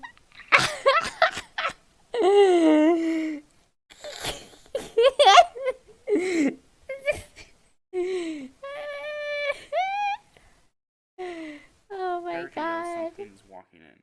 However, it's hard to understand Mr. Krabs, and it sounds like he says any porn in the store. Honey! Any porn in the store? Wait a minute. The script states that the line is any port in the store, but I just can't hear it. Oh And some my people god. think they wrote that line specifically to hide the porn joke in. I like square butts. In 2009, Burger King aired a commercial. Oh god, I SpongeBob, remember this Kids and fucking Toys, in which bullshit. a parody of Sir Mix-a-Lot's Baby Got Back is played. There isn't much to it, just a stupidly fun commercial that seems to have been forgotten. remember this which is why it's shit. lower in the iceberg. But like, ugh. Squidward is a talented artist. This is another big one on here. It also has a dedicated video made about it by Solar Sands, which we linked in Oh, the I've description. seen that But video. in the shortest explanation of it, for us, making cartoony art is very easy. But making realistic lifelike art takes years of study and practice, since we are mimicking what we see. The theory states that the opposite would be true for characters in SpongeBob, since they themselves are cartoony. So the idea is that for them, it's easy to draw realistic art, but cartoony art takes years of practice. And since Squidward has Okay. mastered all of these different cartoony mediums, he's actually a very talented artist. It's just the people who don't care for his cartoony art style. Patrick has brain damage. This is definitely a theory that gets talked about a lot once you go a bit down the rabbit hole. But It I just think the best fucking like, example of just is it the just episode popping Patrick's up, Smart just like Facts, Patrick where we has see that when he brain has a brain, he damage. is And genuinely then it's smart, just like, leading to the geez, conclusion that okay, his brain like, has to have some sort of issue. calm down. Lost SpongeBob Blink-182 music video. Back in the What? early 2000s, MTV had a show called MTV's Video Mods. In the show, they would take models from games and create music videos out of them. One of these games was SpongeBob Lights, Camera, Pants. They matched this up with the Blink-182 song All the It was Small Things. found. The issue is that this and many other video mods have been lost. Apparently, we are very close to finding it, though. Legal issues are getting in the way currently, but all we I have guess at it the was moment found is a after small this clip from the video was season trailer. made. If any of you have this episode of Video Mods, please release it and contact the Lost Media Wiki with the episode. Chum is fish. On If Chum was YouTube. fish, it would explain why nobody wants it, why it looks so weird, Gross. and also would explain why it's called chum, since chum in real life is literally just a bunch of ground up fish.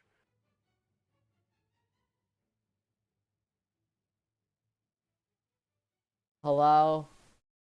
You good? Are you good, video?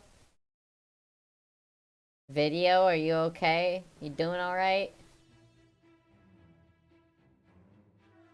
I see the word porn in there. Triton is movie Neptune. This is an idea I never heard of before working on this iceberg, but it basically is just saying that the reason why movie Neptune looks so different from Neptune in the show is because it's actually Triton, Neptune's son, all grown up. Okay. Patchy is mentally insane. Have you actually Um, thought about Patchy? Patchy is the head of the SpongeBob fan club and an avid fan of the show. However, he is also on the show that he is a fan of. On top of that, it's been shown that SpongeBob exists in his world since he has written letters to him, but it is also implied that Patchy is wrong about that in other episodes. It just doesn't make sense. Unless Patchy was insane. you're What if going... Patchy is just that, making up everything around the show? He isn't in a fan club. He doesn't have his own show. He You're never going talked a to little SpongeBob or threw any too- parties for him. He's just I... an insane man who got too caught up in a show. SpongeBob Porn and Super Sponge. Oh, there Super it Sponge is. is a SpongeBob game for the PS1. The game is I hand-drawn have art this. with sprites and 3D backgrounds, leading to a very interesting look. But data miners found some interesting art hidden in the game. There are multiple pictures of SpongeBob porn drawn by the artist of the game, along with many That characters doesn't. being named inappropriate Oh things. wait. I can only show so much of it, so if you want to know more about it, you can look it up. Oh man, I can't show it on Burger King stream. balloon theft. In There's 2004, porn Burger in King it. had a promotion going on for the new movie. For the promotion, they had a 9-foot tall SpongeBob balloon on top of many different stores. It didn't take long for many of these balloons to end up missing from the stores. Some of the balloons were found later, but many are just gone, never to be They found left again. the porn in the code. Canon human SpongeBob and Patrick. In the first SpongeBob movie, there was a deleted scene where SpongeBob and Patrick, after getting the crown, would run past two humans. They would say, "This place sure isn't like Bikini Bottom." Then the camera would show that the two humans were actually human versions of SpongeBob and Patrick. A human What version of the Squidward fuck? would also ride past on his bike. What the fuck? Bikini Bottom was made by nuclear radiation. Oh, This is why a is pretty this old so theory, and low? It isn't very obscure, but it's Yeah. pretty dark, so I put it down here in the iceberg. I don't know, The man. theory This states could that be a Bikini little Bottom higher. I was feel named like after everyone Bikini has talked Atoll, about which was a this. nuke testing ground in World War II. The radiation was what brought the fish to life, and what we are seeing is the aftermath of these bombings. This iceberg isn't as pog as I thought it would be. What? Hold on a second. SpongeBob gets arrested for having CP. What? An SNL parody, multiple past presidents, including Ronald Reagan, are attempting to make an anti-Iraq propaganda film. They hire SpongeBob to help make it, and when he refuses, Reagan puts him in a jail and says to check his laptop for CP. What? Mr. Krabs is Pearl's sugar daddy. One of the oldest questions in SpongeBob is What? who's Pearl's mom? Seeing as Mr. Krabs is, well, a crab, it doesn't make sense that his daughter is a whale. What if she isn't his real daughter, though? She always is shown asking for money. Or Yeah, why would stuff, you just put a so fucking parody on your Krabs is the sugar daddy? iceberg? It's fucking Adult Swim being SpongeBob stupid SquareNuts. or whatever. So this is a porn parody of SpongeBob. The costume is hilariously bad, and overall the entire parody is just dumb and very Why funny to is see. this on here? Revenge of the Flying Dutchman fishing gear music. In the game Revenge of the Flying Dutchman, there is a song called Fishing Gear Music, and it's what plays 90% of the game, and it's absolute hell to listen to. Are you gonna play it? You're not gonna play it? He's not gonna play it. You're gonna just tell me about this fucking song and not even play it? You're just gonna not even tell me about the fishing gear music?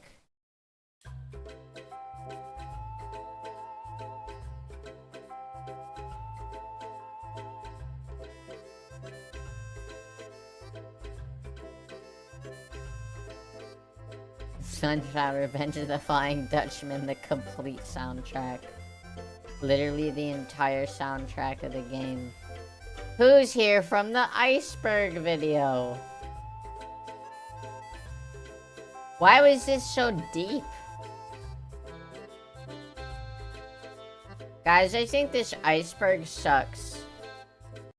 I think this iceberg sucks, but like, we're at the last part.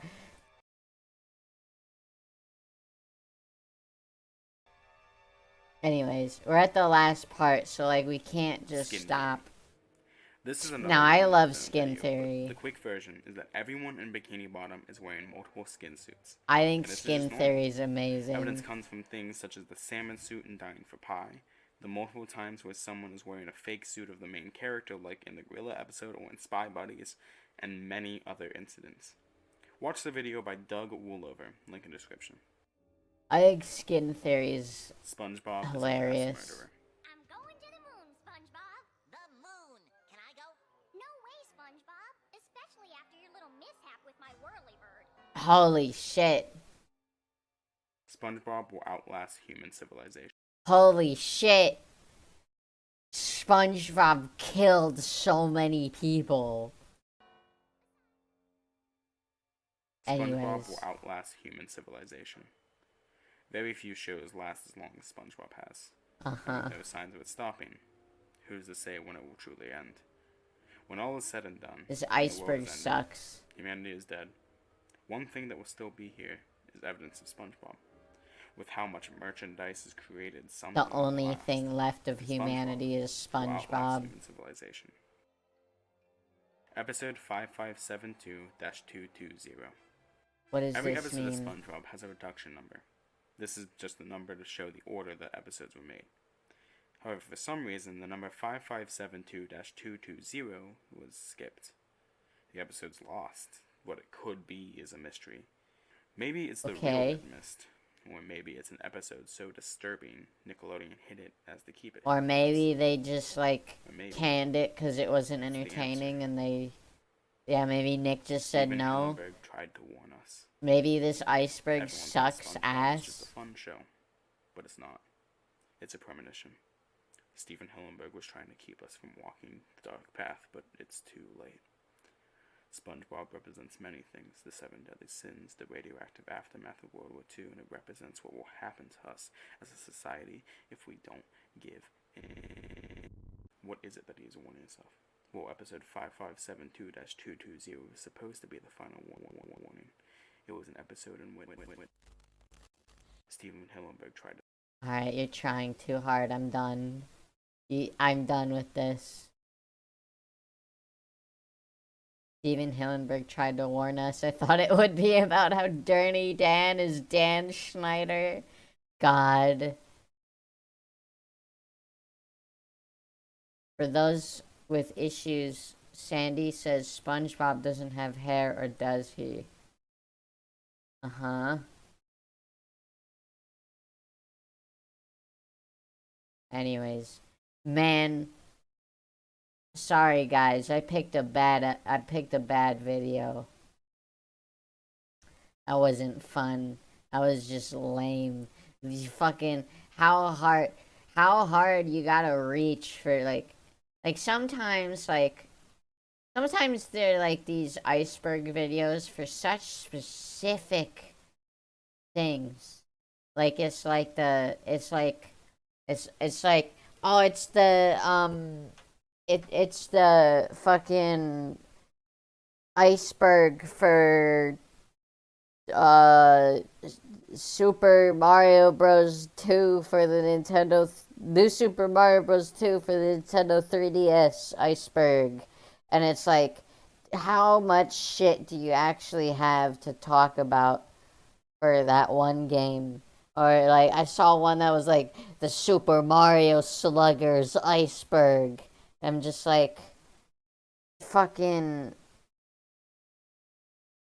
blech. It's such a stretch. Just trying so hard. The oldest video on YouTube that is still uploading. Uploading your video, 115 years, 5 days, 1 hour remaining. Yeah?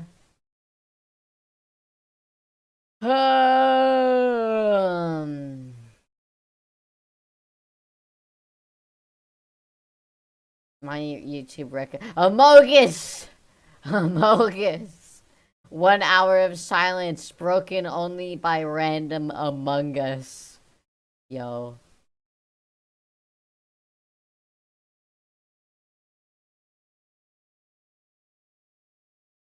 Reminds me of the one space game with the imposter in it. Cool video. Where's the Among Us? Where's the Among Us? I don't know. First Among Us. Among Us! Holy shit, that's not what I expected it to be. I thought it was gonna just be like... I don't know. I thought it was gonna be like Among Us sounds, not just like a fucking ear destruction Among Us. Like the video? No. It is gone forever now.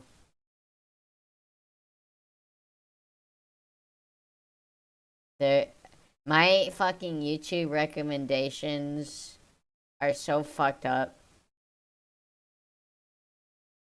Like, I don't even know. Like I've got all these like scary videos. And then there's like a ton of like Undertale Deltarune ones. And then there's like a ton of clips of like cartoons. and then there's like just like bullshit memes, and then like I watched like 2 videos about Squid Game, and then it's like it just started recommending me like everything to do with Korea, and I'm just like, okay. Dead Bart. Do not call this number, Germa. Well, it's about 10.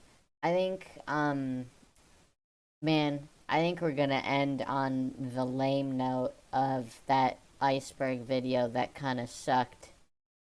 Which is fine. It happens. But, and then there's Among Us. True. It's okay, though. I had fun. This was probably one of the weirdest streams that I've done. But I'd do it again. I think maybe next time if I do something like this, I'm gonna curate beforehand, like, what I decide to, like, show, because we had a lot of, frankly, a lot of misses. Like, we at least got Pizza Piss Story, yeah. But there were a lot of lame ones. But oh well, it happens. But yeah, I had a good time. Let's see, what is it? It's Thursday. Tomorrow is Friday, and tomorrow is I'm not going to stream. Because it is Hatchet's debut, and I want to watch that. Then Saturday, I'm actually not doing anything Saturday, so I might stream then. I don't know what I'm gonna do. I've been in a weird, like, spot when it comes to, like, figuring out what I want to do for streams, frankly. Friday, then it's Saturday and Sunday. What? Yeah, we're already, like, God. Yeah, it's already, like, Friday. What the fuck? See, I'm not supposed to work tomorrow, but I'm going into work tomorrow because I switched